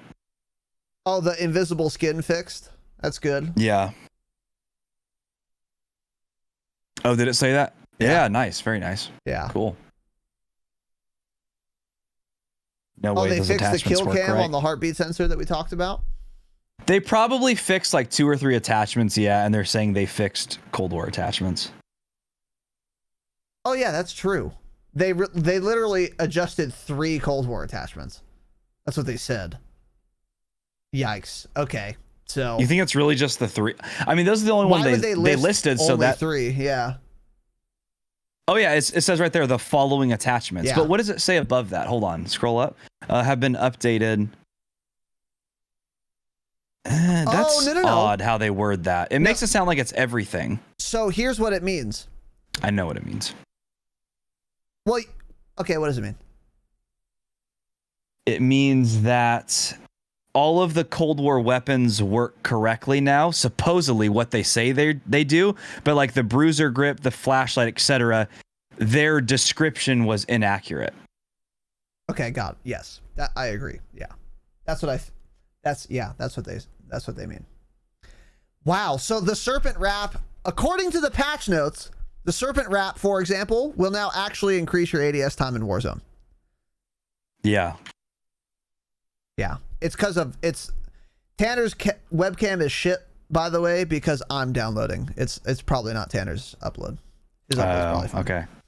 But I'm downloading his live stream. So, wow, dude, wow, That's big if true. Big if true.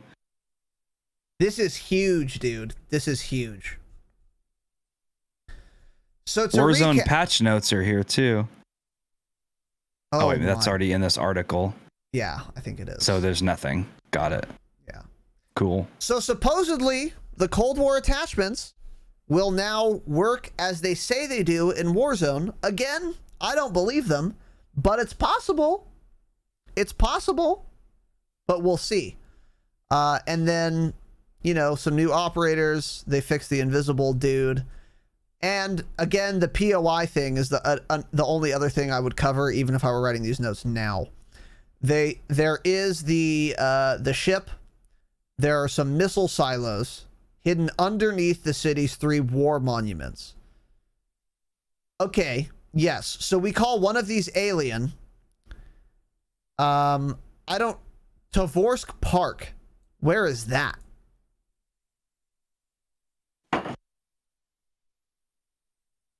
Tovorsk District. So downtown. So under downtown somewhere, probably. Yeah, where's Tovorsk Park? It's probably close to downtown, right? Well, yeah, I'm trying to think where it is though exactly. Oh well, I have no fucking idea, but I mean, yeah, there's that one by Park underneath it. Oh, you know what? That other one at Millie, yeah, the other one at Millie is the one that's kind of southwest of military base, up on that hill. Where there's always a buy station. Yep. So that has changed. That's where one of them is. Yep. Interesting. Okay. Park near Raz Bunker. Yeah, so that's the other one. It's just that regular park there with a big military structure. Yep. Yeah. Oh, so they moved the bunker Which is 10 feet. Well, they didn't move it. So maybe that's the other part of the bunker you were saying has a key code that you have to get into? I was talking about prison. Okay. Well, maybe that one did have another door, I think, that didn't do anything at the back. That was the one where you could see the nuke through the window, right? Yes, yeah. That's correct. Or the missile, whatever it is. That's correct. Yes. Yes. Okay. Cool. Very cool. So there's 3 new bunkers. There's also the new ship. And then also the subway is now closed. Stadium Garage is now closed, which I'm very excited about, by the way, because fuck Stadium Garage. Too many things going on. Too many levels at Stadium Garage. Change it. So that's good. And then bunkers 00, 04, 05, 06, 09, 0, and 11 are now closed. One of these is probably the bunker that's right next to Park, by the way. Yeah. Definitely. And there are many others, evidently. So yeah, that's fascinating. Fascinating. Wow. Okay. Cool. So yeah, we're gonna get into that very shortly. Let's cap off this episode here. Outbreak Event, February 25th to March 11th. The new Outbreak experience is not a limited time, but there's an event related to Outbreak that is limited time, and it is from February 25th to March 11th. Also, double XP and weapon XP starts February 26th at 10 a.m. Pacific and ends March 1st, 10 a.m. Pacific. This will be a great time to level the new guns that have been unlocked. Or released, excuse me, by the way. So, keep those things in mind. Also, Cold War multiplayer and Outbreak will be free to play from February 25th through March 4th. And it will also include new Season 2 maps and modes and other multiplayer playlists. You can check charlieintel.com for articles on what particular maps and modes will be included in this free access week. But I took a look at this, and it's actually a lot of shit that is going to be free to play for a while. And I know that even for you guys who listen to this program, a lot of you have not bought Cold War. Fair. Go look into this. Play Cold War during the free period here. Again, that is from tomorrow, February 25th, through March 4th. And then you can see if it's maybe improved to your standards or not. And then you can consider buying it at that time. And if you do buy it, Cold War's on sale until March 9th. So the regular ass Cold War is on sale for 40 United States dollars. And the Ultimate Edition is on sale for $70 United States dollars. Don't buy the Ultimate Edition. But regular one, only $40. That's cheaper than Black Ops 2 probably costs right now, because they charge full price for their oldest games because they're insane. So try it for the free trial period, and then if you like it, it'll be on sale before or after the free trial period ends. And then last note here is that Raven has confirmed on the 22nd of February that another ban wave rolled out for Warzone. They said, quote, "We said that there'd be more.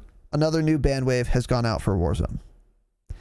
And like we were talking about earlier on this point, I did not expect banning accounts based on player reports would be effective, but we don't see as many cheaters as we normally do. Now, we've been playing a lot, as Tanner has said. We have seen some cheaters. Mm-hmm. We have absolutely seen some cheaters. But the proportion at which we've seen cheaters lately has been about the same as I would expect from a free-to-play battle royale that has an anti-cheat. Which is shocking, actually. Like, I think they've done a really good job in the last couple weeks of quelling cheaters. But still not good enough. But my point here is that the ban waves have been more effective than I expected them to be. So. Yeah, cool. Any other breaking news that you've discovered or anything, TDS? I don't think so. So there's a reactive blueprint that's at Battle Pass tier 95. So it's a blueprint for a weapon. I can't tell from this photo. Is that a Krig? I don't know what the fuck that is. But yeah, it's absolutely just a blueprint, so you can't change it. So cool. That'll be fun. Super fun. True as fuck. So, anyways. I think that is that, boys and girls. I am almost done downloading. I think this was an excellent episode. And it was cool to do this live, like right when it happened. We've never done literal breaking news before, have we? Breaking news. I enjoyed it. I enjoyed this episode. So, Tanner, anything else to add before we wrap this bitch up here? No. Okay. So go live now.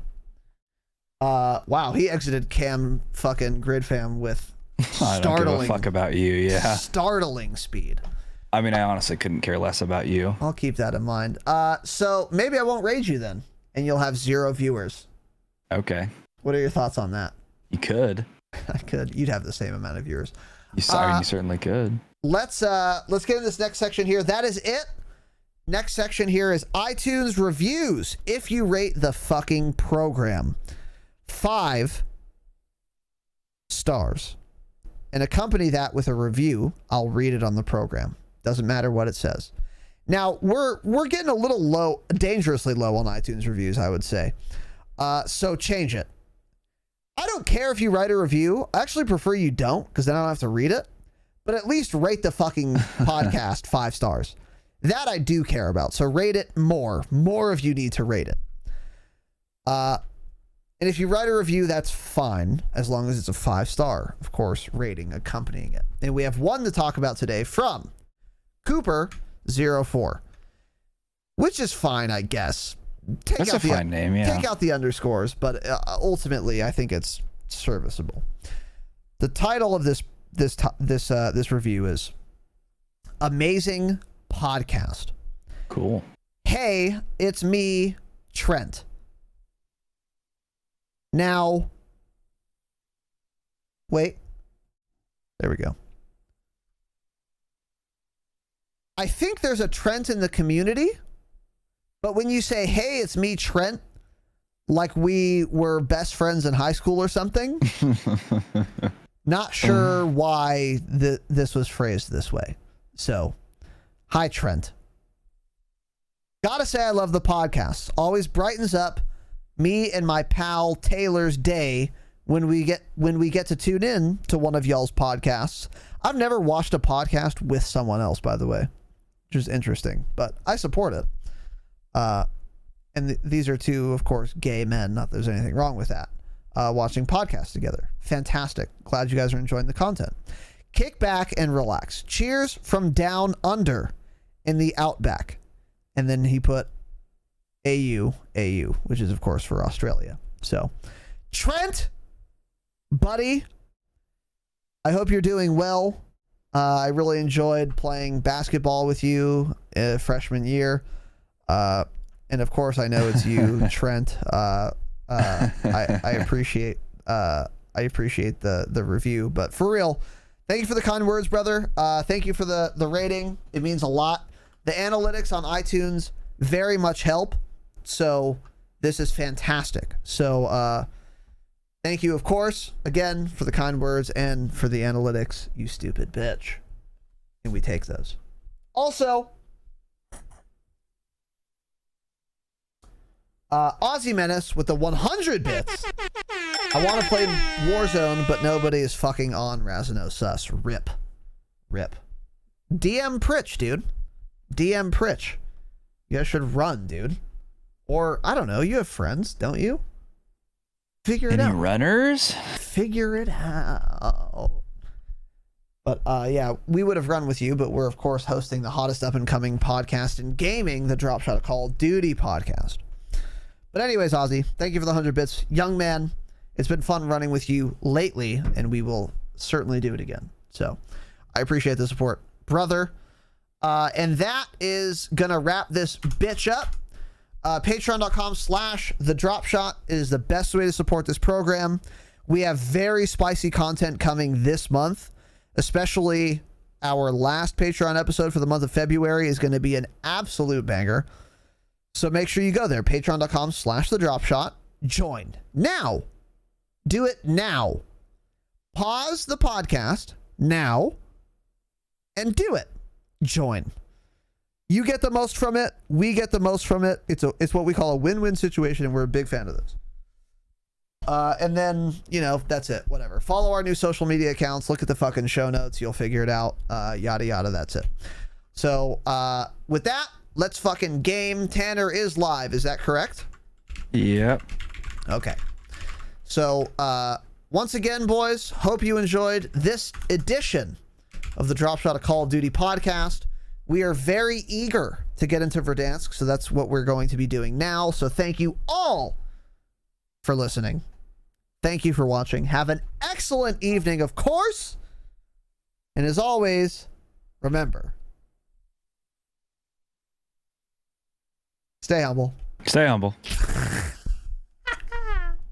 Thanks for watching this episode of the Dropshot, a Call of Duty podcast. Be sure to like and subscribe because in addition to full episodes like this, we've also got clips from the show, as well as gameplay breakdowns and more on the channel. The show is streamed live on twitch.tv/Razanon every Wednesday and Saturday at 7 p.m. Pacific time. So give us a follow over there, make sure to turn on notifications, and you can chat with us live during the podcast. And of course, we are available wherever you listen to podcasts. Just search for the Dropshot on your favorite podcast app and make sure to give us a follow. Thanks for watching, guys. We'll see you next time. And as always, remember, stay humble.